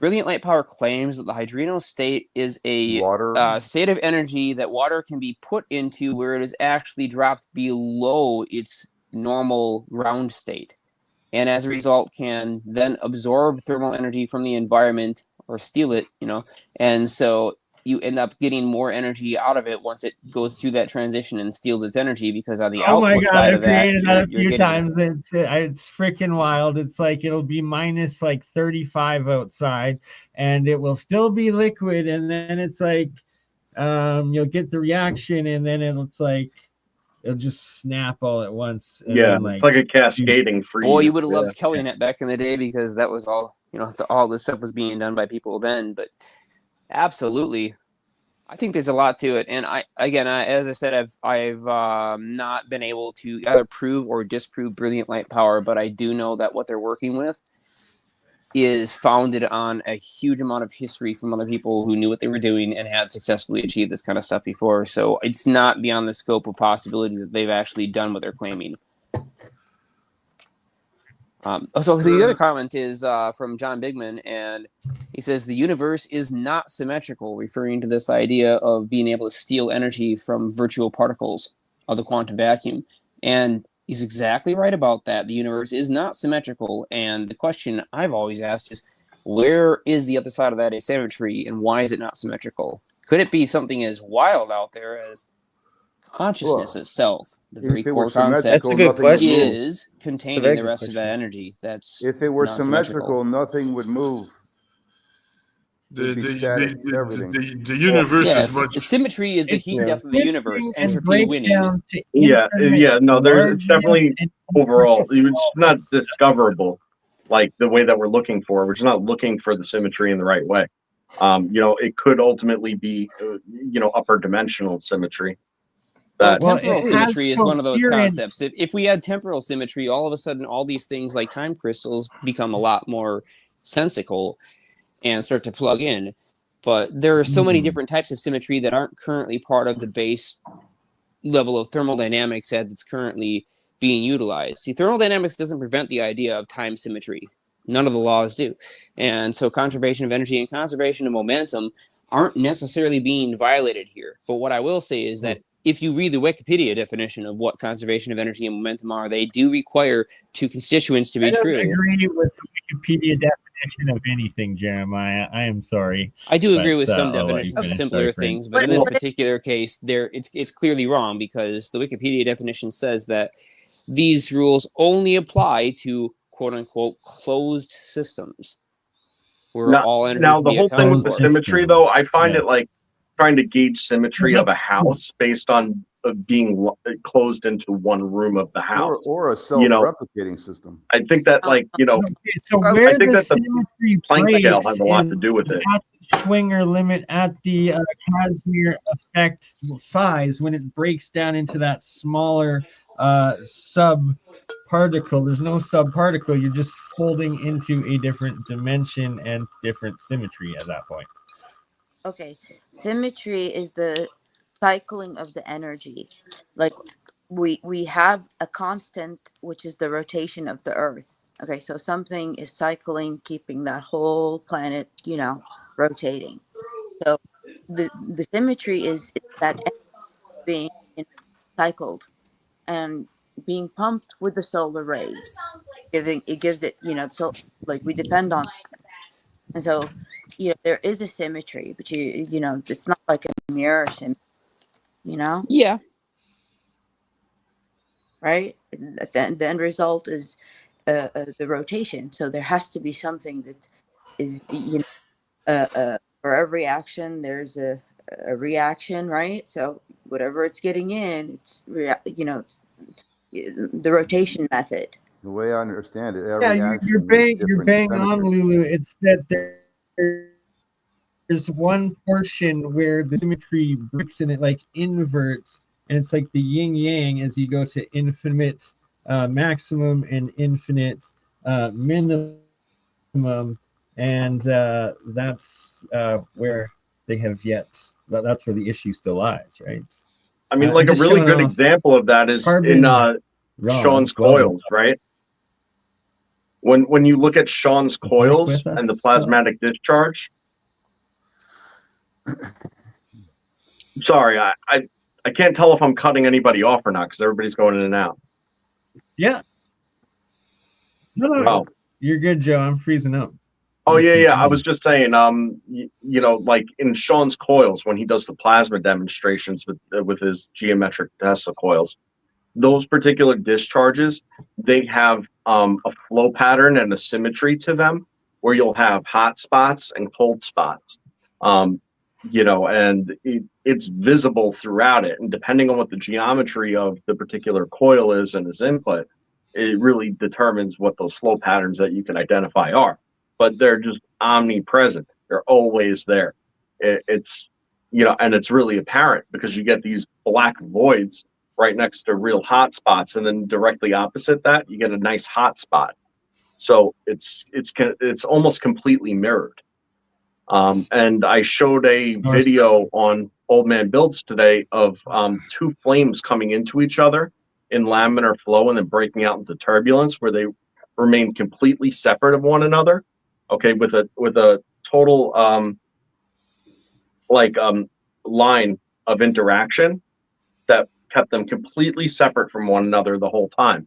What was interesting is they remained completely symmetrical based on the interactive line torsion that was occurring as it transitioned from a laminar flow state to a turbulent flow state. So, this stuff it's everywhere you look is the whole point. So as above, so below. Catch up. As above, so below. Space Case, Adam, you wanna give us Yo, some buddy, updates? welcome back. If he's got signal, I may have signal. I don't know. kill your If I leave the video camera because off, I you're might. certainly going to lose it if you don't. Oh wait, you've already done that. Sorry. Hey, Space Case, long time no here. What are you up to? Well, a couple of things. One is I'm trying to get a device running that at one point I saw 10 to 15 amps of current flowing through a single wire. It messed with the flow rate of time a little, and Jeremiah got me with the idea of imagine time-dilated electrons. And that was an interesting... Anyway, I ran it, I think, 27 years ago or something last, and I'm trying to get it working again because I know a lot more now. And so that's my current project. It's a modified Wimhurst machine with steel segments and Yes. only half the shorting bars there. So it's one side's positive and the other side's negative. So it's a bit of a variation on a Wimhurst machine, but not too far different. Yes, indeed. That thing is going to be so awesome when it gets working. As I told him, I said, the moment you get that thing working, expect me to be on a plane headed out to you. And the moment you get that thing working on a third generational level, we'll have a portal, or maybe the fourth, but I think there's something to that. Yeah, we've already got quantum entanglement, right, with the first generation. Now we're going back to the second generation because the first generation might be broken, might not be. We don't know yet. But let's suppose that we can't get the original machine of 27 years ago working. Well, that's not going to stop us because we now understand the fundamental principles that have to be in place, as in the minimal conditions that must be achieved in order for this machine to work. And we know exactly what we're looking for and how to do it. It's just a matter of putting in the work and making it. And it's a very complex machine to build. Now, maybe I shouldn't say complex. I should say it's a very laborious machine to build. It could be automated on a factory line to be put together in like 2 minutes. Right. So but all those steel segments are a pain. Yes, they are. So you said you're gonna time dilate the electrons or something? Yeah, it appears to mess with the flow rate of time. Mechanical and digital clocks doesn't seem to matter. It messes with the flow rate of time. And yeah, like DC current. So that means you create a energy density like dense enough to create time dilation. Precisely. Can you I'm very interested to hear more about it. Are you still on the Space Case server? Yep, and you're still there too. You could check in at any time. Okay. I'll check it out. Yeah, click on Curious Device when you get there. That's the channel that you're going to want to check out. Yeah, I'm assuming that just works off of the principles of like toroidal field compression. No. Double Because toroid what field I compression. because that's what I was looking for, to create time dilation, but with a charge large enough to create time dilation. But I calculated I needed 10 petacoulombs for that, which is very, very extremely large. But if you can do that already, man, I'm very interested. Oh, to you hear can do more. all of the same thing if you just take the 1 coulomb and you just cycle it and circulate it, keeping all of the stress, energy, momentum trapped in the same localized space over the period of as little as a minute or so.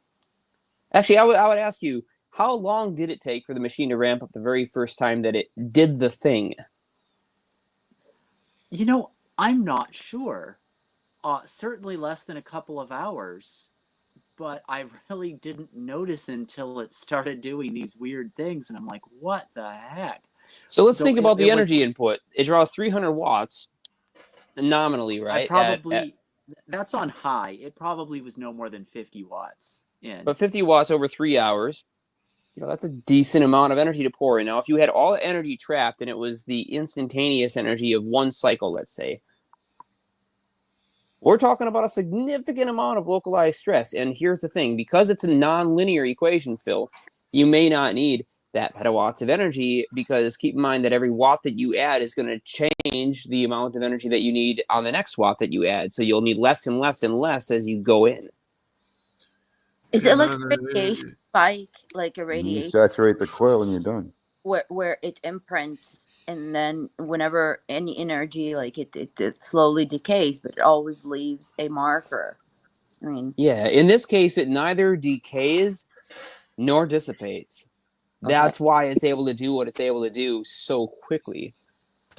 Well, Because it's once got this to be a machine has field built up within the a field, field. once the machine is built up, as Adam explains, you can turn the machine by hand by sticking your hand on the crank of one side as if both balls are connected, and that simple rotation of ultra low RPM, like maybe let's say it's 10 RPMs turning it by hand, not even.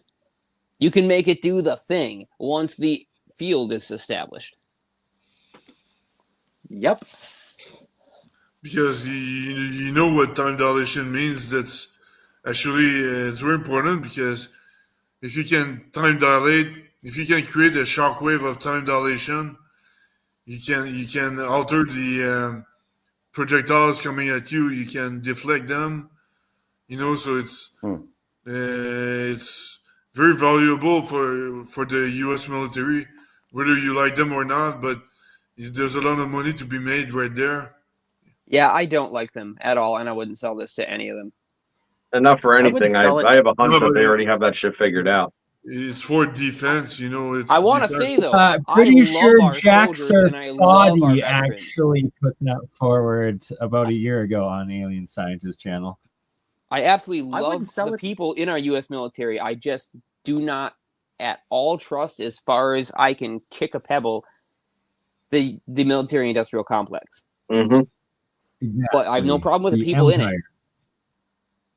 I've heard so many thank funny God for things that. about military industrial complex that just made me chuckle. I heard this one moron on the internet go on and on about how could they possibly have any control over the U.S. government when the government could just walk in there. I'm like, do you understand that if they're the ones holding the technology, what are you going to do? Roll into Skunk Works with M1 Abrams tanks and be like, give up your technology to us? It's like they'd be Right. like, they're the From what ones I with the hear, they technology. already Who's got holding the gun at that spoke point? about Yeah. that Like, and how Yeah, they we've had already lost paid for it. control. So Right. Yeah, they already have the tech. I don't think there's anything we you can can cut offer them them off that they from don't getting have. new money, but we can't cut them off from having the tech they already have. That's a losing battle. You're not gonna beat them at their own game, because How let's did face Trump it, they get are reelected, better man? at it.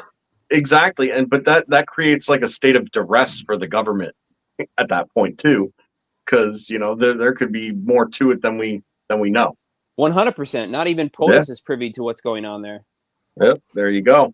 okay, technology is you can replicate it, but knowing the physics and science of how to put it, because you could, when you know that, you see the universe in a different way. You see as, oh, I could put this with this and it makes this, you know, because you know the science of it, not necessarily the technology. Doesn't matter. You could replicate it once you know the science. Yeah, from my mentor, that may or may not have affiliations with a white and black tailed animal company, you know, represented as their mascot, right? He described his department as the weird science and fucking magic end quote department. Because what they did is they would go in, and the stuff that they did was so weird, so unusual, so inexplicable to the rest of the engineers that they just said, hey, that's weird science. We don't even know what you do, but you just come in and solve all the problems. So keep doing that. If you can't explain it to us, that will be really nice. But keep doing that.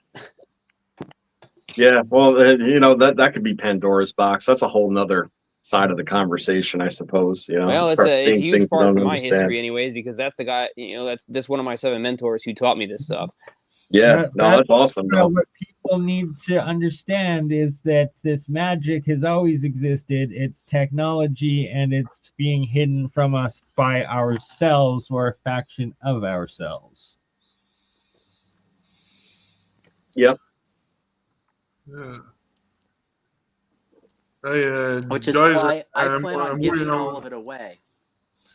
That's I'm what we've been waiting- doing. Guys, go get some beers, man. I'm the only one drinking right now. Chin chin. Hey, it's not so bad to be alone in that. I'm enjoying a good fizz. Phil, is it because you want to sell everything to the military complex that Right? you have a couple of drinks? No, but I mean, it's if we don't, we gotta be patriotic a little bit because if we share everything with the whole world for free, China is gonna take advantage of it. So they should take advantage of it because here's the thing. whole You know what I talked world about is given earlier? away for free. The whole world's going to take advantage of it, and it's going to break down all the powers that be. And it's that the control system on our side is still using the threat of the control system on the other side, but it's like, no, the whole control Yeah. system will be down. What if and it's none of the humans are in technology that control? has Not to go China, not open us. source to everybody. Booyah! Like that movie, The Day After Tomorrow. I feel like the movie The Drunken Master with Jackie Chan. You know, you got to remember, it's a matter of being the keepers, right? That's how the system is right now. The keepers of, you know, who can screw things up the worst. You know, it's like any law enforcement or authority, right? There's only ever so many people to enforce whatever it is, and way more people subject to it. That's always the dynamic. Where does the power really lie? So you need these power imbalances in order to keep this in their minds. I'm not saying it ought to be that way or it should be that way. You're just saying it is. But that's the way that it is. And realistically, human nature has proven no better than, you know, somebody's going to always want to be in charge. So the question is, do you want it to be you or someone else? Well, that's not necessarily the core of the problem because, yeah, somebody's always going to want to be in charge, and that will exist because of egos. Out there battling to be in the in-charge seat. Yeah, the real problem is that people demand somebody to be in charge of their own lives. Can you imagine voluntarily waking up one day and saying, you know, I love my life, but I just don't know how to live it myself. Let me pass off that authority to somebody else who can tell me how to do it better. Well, can you imagine? Well, then listen, that's the oldest psyop of all time. That's, you know, without me, what are you? Right? Listen, I never drank that freaking Kool-Aid. Yeah, because you'd have to be insane. And it makes you kind of wonder about the rest of the world and how insane they are. Right. There's just a whole lot of people in this world just simply trying to make it. It's you know what I mean? And it's easy to walk the line. It's hard to think outside the box. Absolutely. Yeah, craziness. Man, heavy conversation leaves crickets at the end because that's a lot to think about. Very deep. There's no crickets here outside this time of year. Ha! when you realize the potential necessary evils of things that you inherently disagree with in your core and know it shouldn't be the case, it sucks. The conundrum. Very much. Well, we can fix it, and that's what we're here today to do. Discuss the topics, work them what do you out, get consider busy in the necessary lab evil, afterwards. Like a gun? Yep. I mean, that's a lifesaver, if you ask me. It can save your life in an emergency, but ultimately we would eliminate the Yeah, need for save the anybody to world's ever life. need a gun. Because The world why of do you life. need a gun if you're not having to Just look at operate the Nazis. outside of a structured system? Well, you need took all the abundance of guns. energy. Abundance of energy to First create. thing they did. Yeah, that's the first thing to do, and after that we can feed everybody, and nobody's gonna be angry anymore. Exactly. No one's going to be hungry, and they're going to have energy to do whatever they need, right? To Well, move. we'll have to freely, still to be build. angry. We can't get rid of our human nature. Anger is there for a very good reason, so we've got to keep it. We just need to stop directing it towards each other. Yeah, exactly. Yeah. Where am I? There we go. Got to flip this over, Mike. While I have you, how do I utilize these carbon tubes with the electrode in the best manner? Well, you're going to need a separator, okay, to separate the anode and cathode. Closer you go together, the higher current you get. The further away you go, you'll get more voltage, but your current goes down. So anything that is non-conductive, like not too dark to see, like the plastic water tube they got. Well, you got to make sure that the ionic flow can go through that median.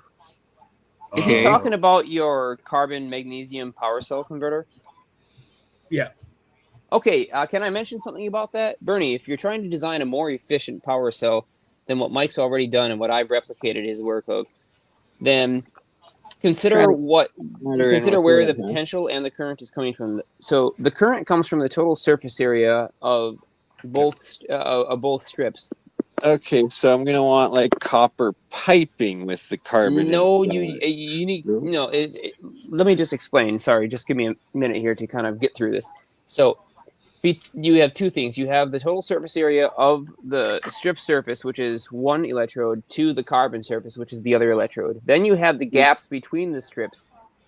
And the gap between the strip represents a breaking point where you have an evanescent wave that travels through that as energy is being converted. And most of the energy right now in his power cell is coming from the uninhibited surface area between the two plates, between your solid carbon core and your thin, what do they call that, ribbon style wrapped magnesium sheath.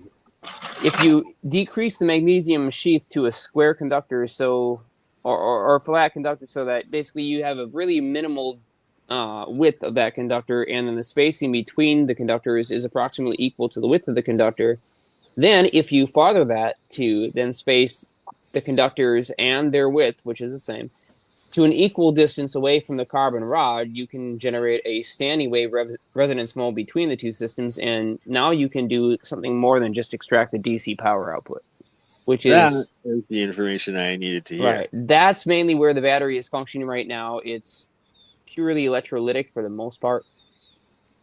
And the tiny little bit that's not electrolytic, that is ambient energy conversion, is mostly lost because you have such small, what they call screen door effect, where you mostly have screen and very little door. So if we can increase the screen size to be 50%, then you can generate the resonance modes and start to extract the AC component out of that device by driving it with an AC component load. Okay. That's a crucial part of I've got a couple ideas that we'll talk after being live on that I've got for that, but I'm also interested in the aspect of using the carbon electrode aspect to collect isotopes on the different charges. That's where I'm ready to send you my money for those isotopes that are isolated out. Yes, right. So if I disappear, y'all know exactly why. But Yeah, either I kidnapped him or somebody else did. All right. Anywho, can't really show, it's too dark out here, but got what I needed out of that. Be right back here. It's dark because it's disclosed. You cannot share it with the world. Despite his best efforts of shining light on the topic. Yeah. Can we sing the Brady Bunch theme song? Yeah, sure. Yeah, it looks like the That's what it looks like. We do look We're like like Hollywood Squares. Hollywood Squares. Yeah, that one. I forgot all about that one. I should point out the audience isn't seeing that same display. That's just what we're seeing. Oh, fair. His name is Tyler. Are the Hollywood Squares of science. Hey, what happened to that guy in Vancouver? What's his name again? The popular guy. Hutchison. Yeah. What is he doing right now? He still lives in Minnesota. I know he had some health issues there a little while ago. He's in Yeah, Minnesota. Nancy actually saved his life. Shout out Nancy. Yeah. That'll be a first. He lives in Minnesota right now? Yeah, he's been in Minnesota for the last 5-10 years now. Since he's been with Nancy, he moved to the U.S. Okay. So that's barely the U.S. That's like just over the border. Yeah. Yeah. Yeah, if he has to jump ship, he doesn't have to go far, right? So, yeah, he's got a channel, but, as much as I respect the man, his channel's hard to watch. Yeah, it's I think he's been exposed to so much. Yeah. I think he's been exposed to so much, it's really affected him. And might have changed some of his genome or something, Yeah. Oh, there we go. Hold on. Yeah, there we go. I'm telling you. I saw the 9 boxes. I was like, there we are. Oh, man. I actually grew up in a house with 8 kids. Oh, wow. That sounds terrible. I agree with Mike fully. No, wait, there were 7 of us. Sorry. That must have been noisy. You have to wake up when the first one wakes up every day, because the first one is gonna make all the noise. Yeah, real loud house situation. Yeah, for real. Mad props to the parents in the house, man, because being an adult in that circumstance sounds like fucking miserable. Hopefully, and I love kids, but I'm saying, hopefully you had at least 4 bathrooms there. Yeah, kids are our future, but I do not want one of my own. Yes, right? Maybe when we're like 200, because we got the Ormus monoatomic. Yo, that looks like you got your kids at the bottom of that jar right there, Bernie. Right? But I know, and isn't it weird? No, well, I guess that's why the ancient alchemists and the occult called it like God's semen or something. But it is plasma, so is this the semen of the universe when you break metals down into this pure powder? And that I've been perfecting each pure metal into these pure white monoatomic states, and now harvesting it to actually dry it out into the powder to expand the agricultural alchemy experiments that I've been doing, and see if I can replicate getting the 6-foot tall lettuce plants again, but without using gold, instead using something cheaper like copper or the iron or the zinc or a combination. And I'm going to be testing all of them, as well as silver and gold again. this summer, and yeah, just the process of rinsing it all out, and that there's different materials where there's actually nano metal left, then there's colloidal, then there's plasmids, and then there's the pure white monoatomics. And then on top of that, there is also the ionic, which is the pure metal elements that are dissolved into the water itself, as well as the oxides and hydroxides that come off.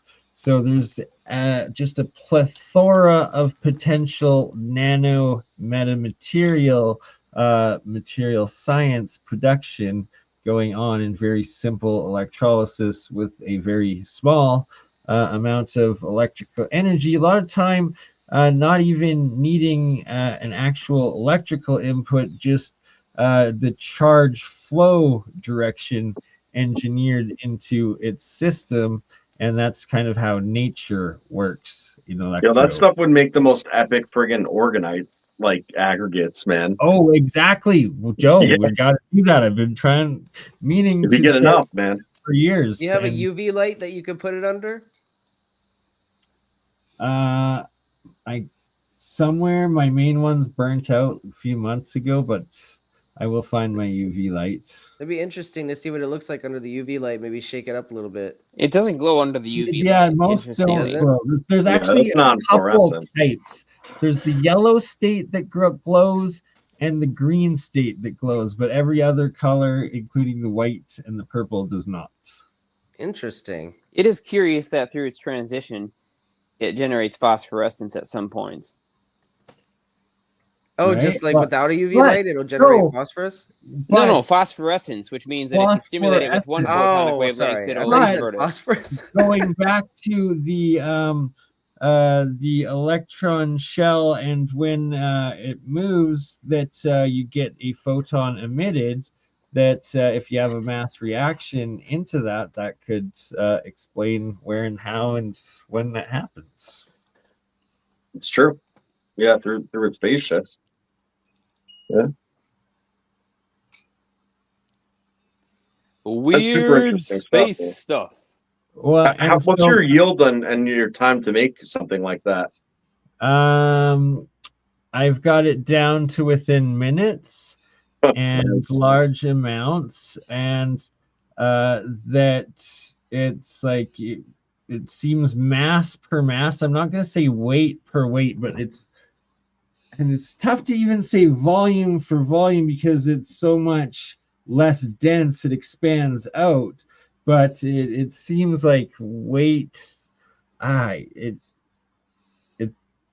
You get a lot of Ormus from your metal, but you see your metal straight dissolving, breaking down into it specifically. So your Ormus in that case, that's like analogous to like a sort of like a flux or what do you call it? Well, so like here's slag. the thing: orbitally rearranged electron molecule or something.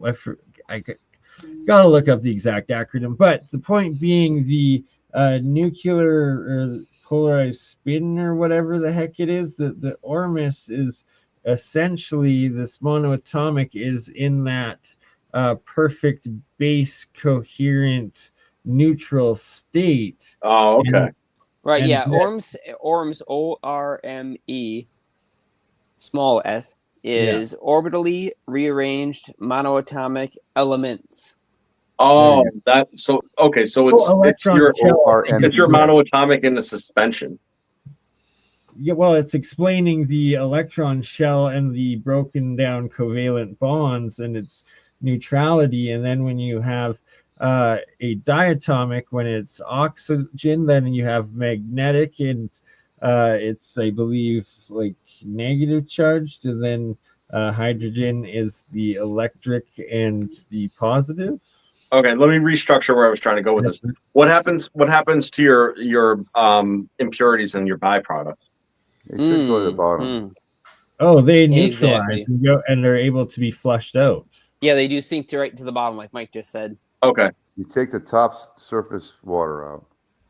All right. Yeah, Well, not close, necessarily water. the top. You take the Well, layer barrier that self-separates Yeah, out. you just leave the bottom. Take the Sorry, rest. the top is the oils, and then the bottom is the solid colloidal nanos left over, and then also any impurities turn Heavy into metal.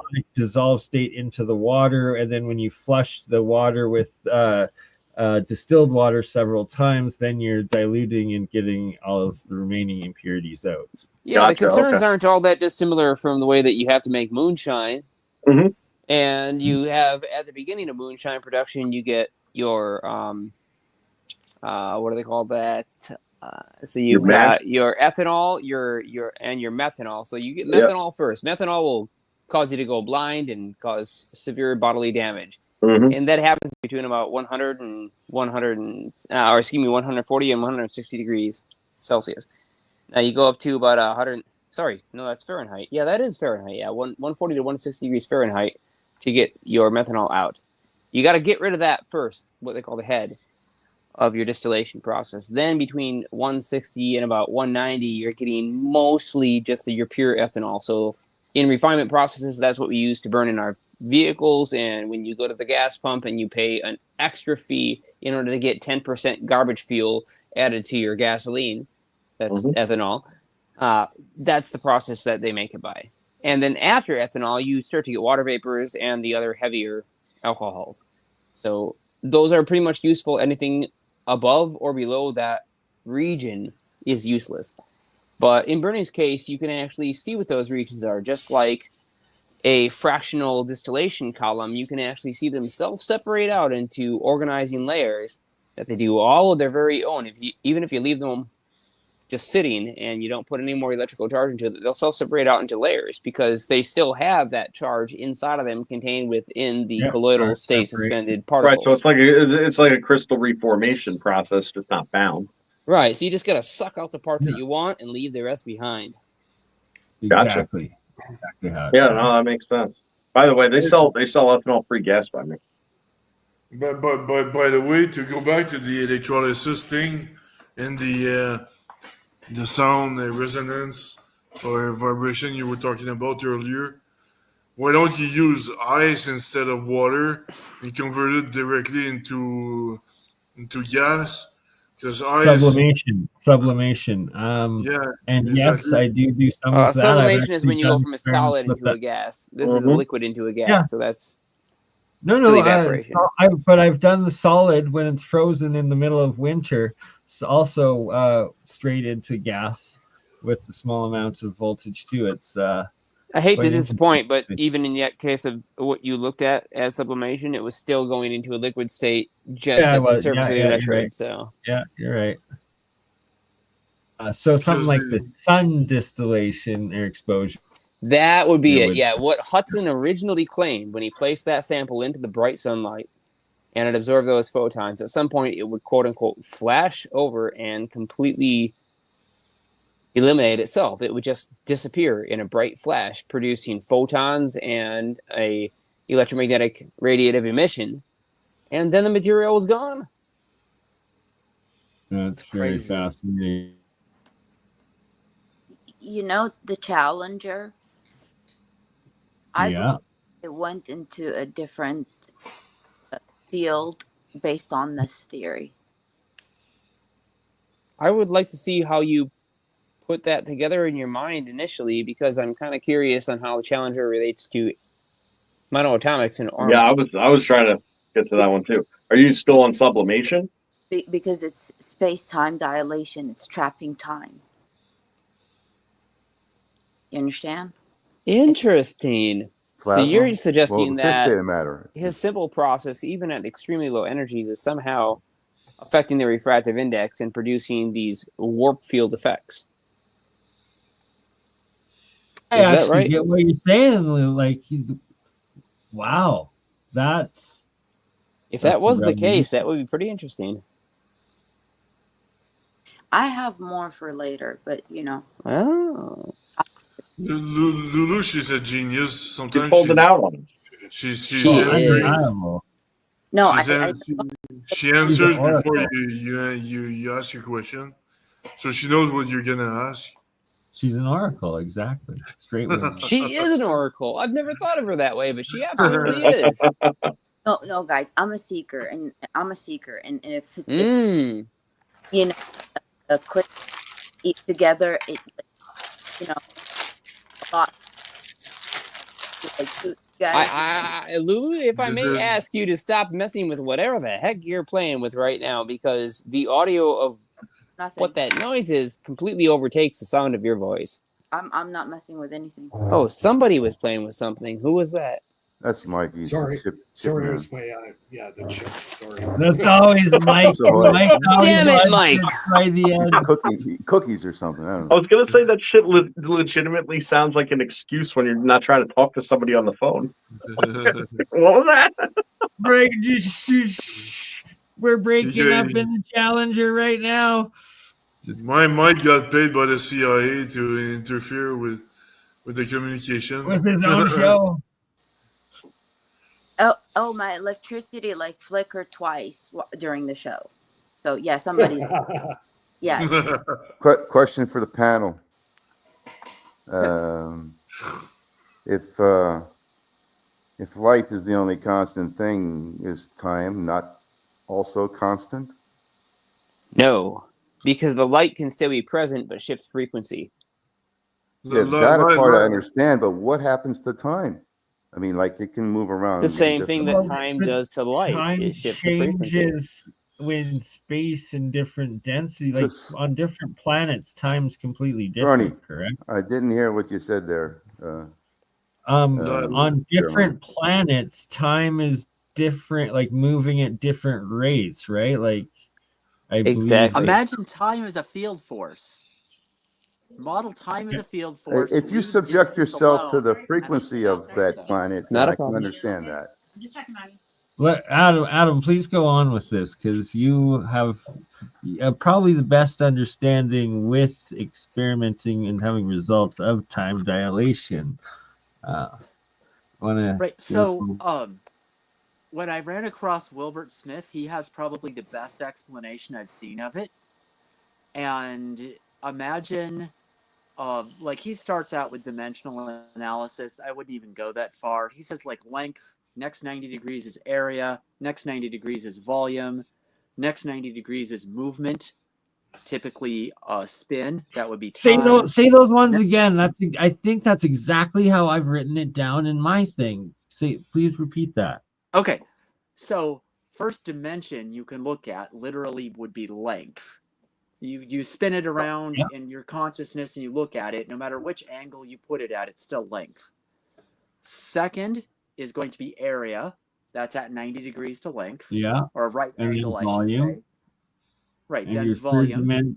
Your third dimension is volume, right? Like you're getting magnitudes of exponential increase in both density as well as geometric dimensional volumes and surface area. Right. So keep in mind that Wilbur Smith's theorem is based on the idea of geodesics. Well, Right, so volume doesn't have time. Then you get to fourth, which does have time. Correct, because then you have motion. So you're stacking these fields up. These are not independent fields that are just being added arbitrarily together. You're taking the concept of 1 point, you're expanding that into 2 points. So now you have the fundamental duality of the universe. Now you have length with 2 points. You expand into one more dimension, adding to the 2 points a third dimension, which is now volume.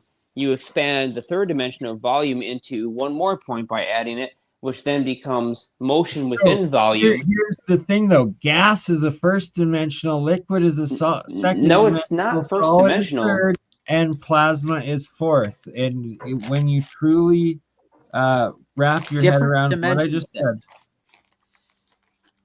Well, there's dimensionality. There's dimensionality to all sorts of things. Dimensionalities of matter. And time has no dimension. No, time is part of the dimension. Is the fourth dimension. Plasma does have time with it. So check this out. Isaac Bentov had a good way of explaining this, and he just gave a simple chart of time and distance, being relative to one another. And it was just literally a curve. And on either side of the curve was Planck's distance. So, was the Planck scale. So the critical factor of that was that once you crossed over into the Planck scale, you're actually removed from time and space, and Yes. time and space is collapsed into something that you're out of. Now, here's something interesting. Okay, your mind works off of two hemispheres, your brain, Bold right? statement. And that has flow patterns. Those flow patterns actually are capable of sustaining different time dilation through a broken locality. Okay, and so everybody's sense of time is different, even though you could observe time as being consistent. So that's why when you're waiting somewhere and it feels like it's forever, it actually kind of is. And it's I just get a what very you're unique saying there. I way to actually get look what at it. you're saying. Hot damn, that's worth a slice It's out, pretty Bernie. bold to say that, Well, I'm at the fucking Planck bold, and I'm scale, saying time it. stops, but at everywhere else, it doesn't. I mean, that's you got It's to have not more bold to say, supporting brother. information. Close for your that eyes, statement. meditate, No, cross but Planck distance, come back talking. hold on, I got to add into this. So going back to what I just said about dimensional agree with the matter theories. and the phase states, and then time space relativity, and then you go into density that is volume, and when you're interacting between two-dimensional plates or three-dimensional volumes now, and you're folding back into having either space or time, but also not having time or needing time because it's actually folded into that dimensional matter of the fabric of what limits the dimensions that you're using in it, if that makes sense. You're taking for granted that time being a dimension. Yeah, it always. So that yes, it always Well, is. I mean, it has to be No, but here's everything the that thing, we. though. that was invented by Minkowski. If time is a dimension, then you time, can go back in space. time. No. See, it's time, space, and that they're tied together. So when it folds into a smaller two-dimensional, it's included in the matter, and it's in that space, so that it's like a disk. It's not flowing time. It's just moments of time. Okay, I need to Time stop is everyone fifth here and dimension. point out something really Dimensions important, have and to this goes change back with your locale. So just hold on for a second, Mike. This is super important. As Adam pointed out in Wilbert Smith's theorem, you have this idea that you take the first idea of a point, and then you expand it into a line, and then you expand that into a volume, and then you expand that into a motion within a volume. I want to point out that on step 4, where you get the fourth dimension, which we're calling time, that is actually the start of dimension of the first dimension again. So you've taken the 3 dimensions, and now you've added a point to that fourth dimension that now can move freely within the 3 dimensions. But you've started the loop. Time. You started the loop back over. So here's the important part to understand. When you started that loop back over and you add fourth time, Wilbert Smith didn't have exactly the full explanation, because there is 3 time, or 3 different dimensions of time, for the 3 different dimensions of space that give you volume. So when we're talking about volumetric time space, or space time, we have 3 dimensions of time and 3 dimensions of space. So let's start out with that. She did premise. actually So mention hold on, that. it's very interesting Oh you my say that. God. I did this whole entire special early on when I started casting with Nathan. That was my theory, and it wasn't based on anything that I had read. And I'm not saying I came up with it, but it was the We've descent all of channeled it. the descent of energy to matter, and it went through all the sequence of events that happens from a potential all the way till that potential condensates into matter. And the unique thing about this is, when I charted it out, it goes down in dimensionality from highest to lowest, and then comes back up. And when it comes back up, it comes back into the fourth dimension, because that's what gives the context of the dimensionality. So if you have a 3-dimensional object and it's just floating in a black vacuum, it's not relative to anything else. It's only in the fourth dimension of space that it becomes relevant, and it's only relevant through the motion of the time at that point, because it goes back down and then comes back up, and where it meets is right in the middle in the fourth dimension. So it's, And in I don't between know, the fourth really, dimension, it doesn't have dimensions. Your time on oscillation, right? On atomic structures. That's how we measure currently time. Whether it's cesium time or whatever, like it's an oscillation of an element. So if Time is just induced by the energy density you're in. So the more energy density, the slower the time will rate. It's very simple. It And really the is. highest You're density. exactly right, Phil. It is very simple, and it's exactly like that. Energy density momentum. Excuse me. Stress energy momentum density. That's the full term. That Yeah. is the catalyst for how fast the speed of light is within any volume of space. So if you wanted to build your own TARDIS, you need to understand this fundamentally. That the amount of space within a space is determined by the stress energy momentum density of that space. And if you put more energy into a local space than exists outside of that space, the amount of space inside will become bigger because the speed of light will be slower, and now you can fit more physical stuff, that is matter, into that space. Exactly. So sorry, Louis, I didn't want to interrupt, but just I just had to say to answer what you were saying. I'm listening. Yeah. Yeah, but yeah, that's what it is. You said it yourself, Jeremiah. So, um, Energy so density is what? More time? Correct. energy More energy density density is more time. So are is you saying, Phil, by your experiment with the time, the two clocks, digital and analog, are you speeding up the clock or slowing it down? if you Your frame increase of the reference. Let me ask you this, Mike. Are you asking what the clock feels or what you see the clock doing from the outside? Because you need to define. Now we're getting into perspective and how Well, time yeah, you may have to be define where the observer is. Because the correlated clock to is going to perspective. think the clock is going to think that the outside is going slower. The clock is going to think that the outside of its shell is moving slower than inside, and then it's its own entity. The clock is an entity now. Right. It's the same exact Wait a scenario minute. that I Hold described on. about the Hold time on. Let me dilation of pause. consciousness. I think I may have made a mistake. It's perspective. I get dyslexia on this one. So this is the observer perspective on which side of the equation you are on. I think I might have just mixed that up. And if I did, don't listen to what I just said. Yeah, let me think. Okay, it's gonna so speed up. It's gonna your speed clock up is your the. clock on the inside is effectively slowed down as seen from the outside of, let's see.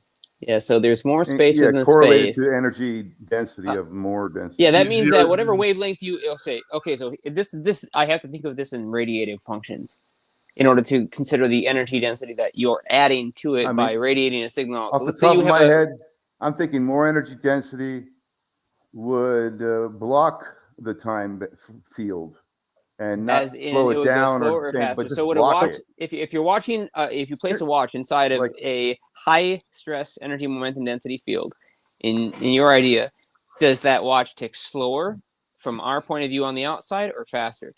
And I can't actually answer this in radiative. There's a super easy way to remember this. The energy of the entire planet Earth slows down the time here. It's why speed is slower on the Earth and faster up in the satellites. That's what does it. All the energy, all the matter, and all the energy of the planet slows the time down. Exactly.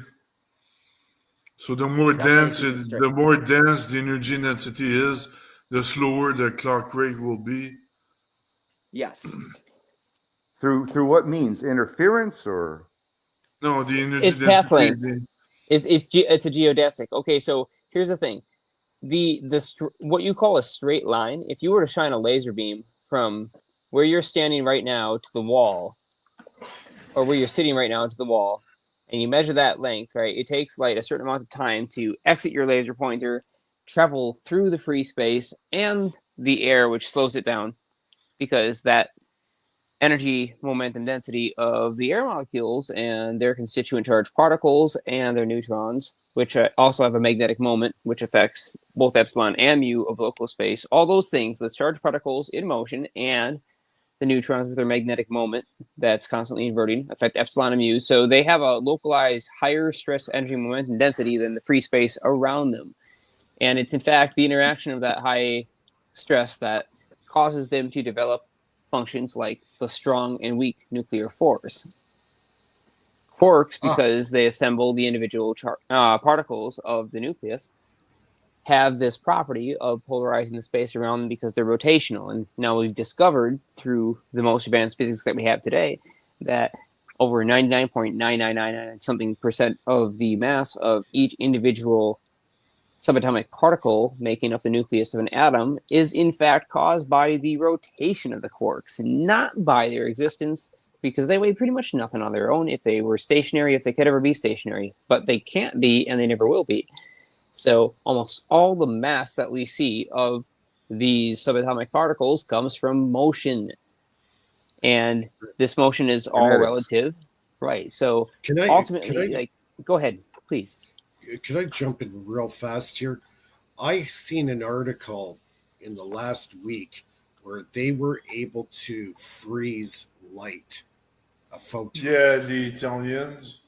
Yeah, the Italians. Yeah. I'm just beginning to understand this stuff. Now it's all changed again. Great. Yep, yeah, welcome to the club, dude. Dude. Yep, they were able to freeze photons. I still can't even get the link between light and time. That's absolutely technically, wild. Here's what they did. Okay, so I can answer that. I have an answer to that experiment, and it kind of makes it seem less magical. Light is a simple particle. The light isn't frozen, but we will call it a trapped light state. But what happens is the light gets absorbed and converted into angular momentum within the nucleus. It's known as dynamic nuclear orientation. It's actually what Falcon Space is working on.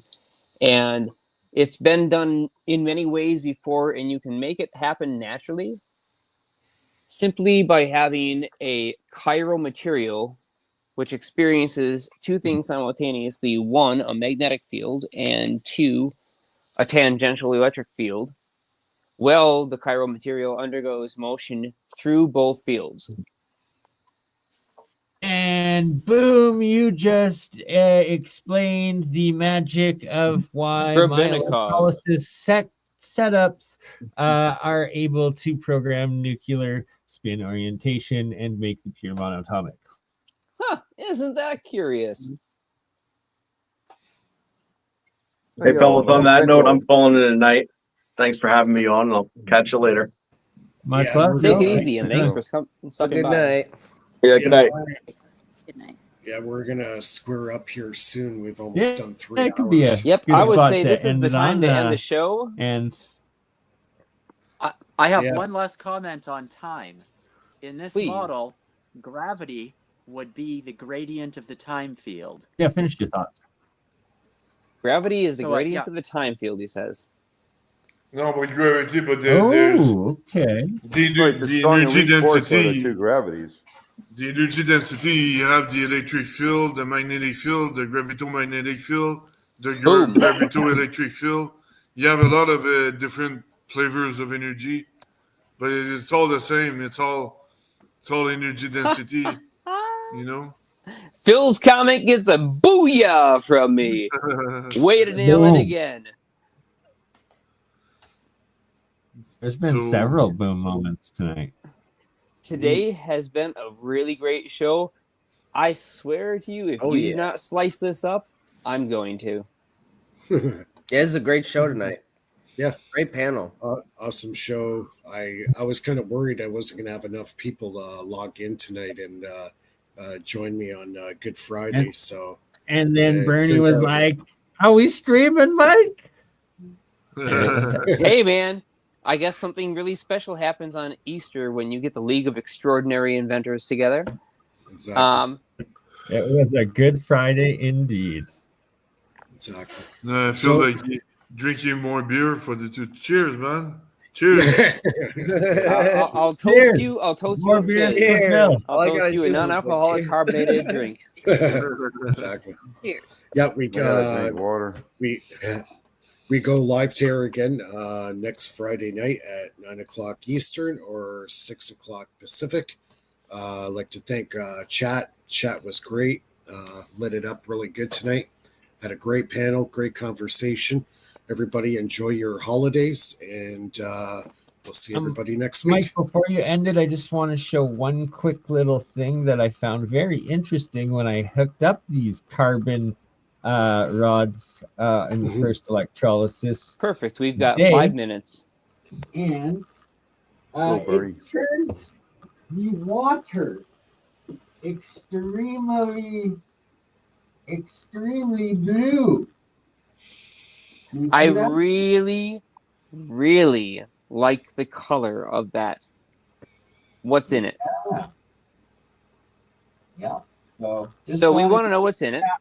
Are you going to tell us, or is that a secret sauce? that's a secret sauce for another day. But I just wanted to show that off. And It's like a nice aquamarine. yeah, It is a very aesthetically pleasing color. It reminds Yeah. me, speaking of what Phil was talking about with drinking, right? Yeah. It reminds me of the very first drink that I ever had when I was not quite legal age to drink, and it was called Hypnotic with a Q at the end. Oh, I know that Oh, drink. I remember Hypnotic. That's imported from France. It is a type of cognac mixed with sweet juices. That Hypnotic. You are correct. Yeah, so that was the first drink that I had, and I can tell you it sent me down a very interesting, what started out as a good road that then became a abusive road where I was drinking way too much, and that's why I had to quit. But I will still say, like, that drink is visually beautiful. Just looking at the bottle, if you didn't ever drink it but you had it up on your shelf, it looks cool. And your stuff kind of looks almost exactly like that. Like, the color is extremely similar. It's not quite as deep, but give it time. Right. So Another one. That's you. This and we're not saying I'm gonna drink that because that'll probably kill. But I will test it to see. I'm guessing is if it went super blue, it's probably gonna be like top alkaline or not acidic, right? Well, keep this in mind then. You have to test your soil pH because it probably is. And if you find out, which you should be testing with pH strips, don't try to use a digital meter. I'm sorry, but No, I got a whole bunch of pH strips. I guess if you want me to show a little pH strip. Phil, if we're drinking tonight, we're drinking. I'm busting out the Yoo-hoo, baby. Well, you got 2 minutes to the ideal show end time. So if you can do it within 2 minutes, then hit it fast. Go. Ben, you're the one with the bar over there. That is so stop faking it.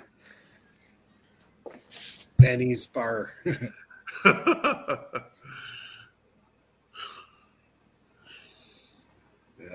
Today on What's the pH? Bernie will test a weird sample of who knows what. Right. Bernie's creating a new Gatorade. Something's Will it gonna be fall acid out or of will one it of be those jars. base? Who's going to be the alchemical Dude, ace? He needs to put a little tiny shark in the blue jar. Put some color in it so you can drink it. You know. Put some color so you can resell it afterwards. Do not consume the magical tincture unless you want erosion of your most sacred sphincter. And he's not a lion. Don't be going and trying this because yeah, it actually it turned pink, so it's extremely acidic, even though the water itself turned blue, acidic pink. Yeah, what is it? What, a pH 1? Yeah, it's probably a pH 4. No, I think higher than that. I think it's like 2. No, higher than that, he said. Yeah, that's crazy. All right. Well, all right, guys. We'll square it up. We'll keep backstage open if you guys want to chit chat. That's cool. Yeah, you can post that link one more time. I'll stick around for maybe 30 minutes and answer audience questions if you have any. Don't be a dick. And I'm just gonna go anybody back that needs light to and go, time they thing can go. So let's kill all the extra screens and the displays and just clear up this room. All right, Hey, guys. who's the stripper? On Have top a of good me? night, Mike. Thanks for hosting again. Yeah. Who's the stripper problem. on top of Thank you, me? Mike. That's stripper. That's space. That's a magical girl. All right, we're gonna end it. We'll see everybody next week. Have a-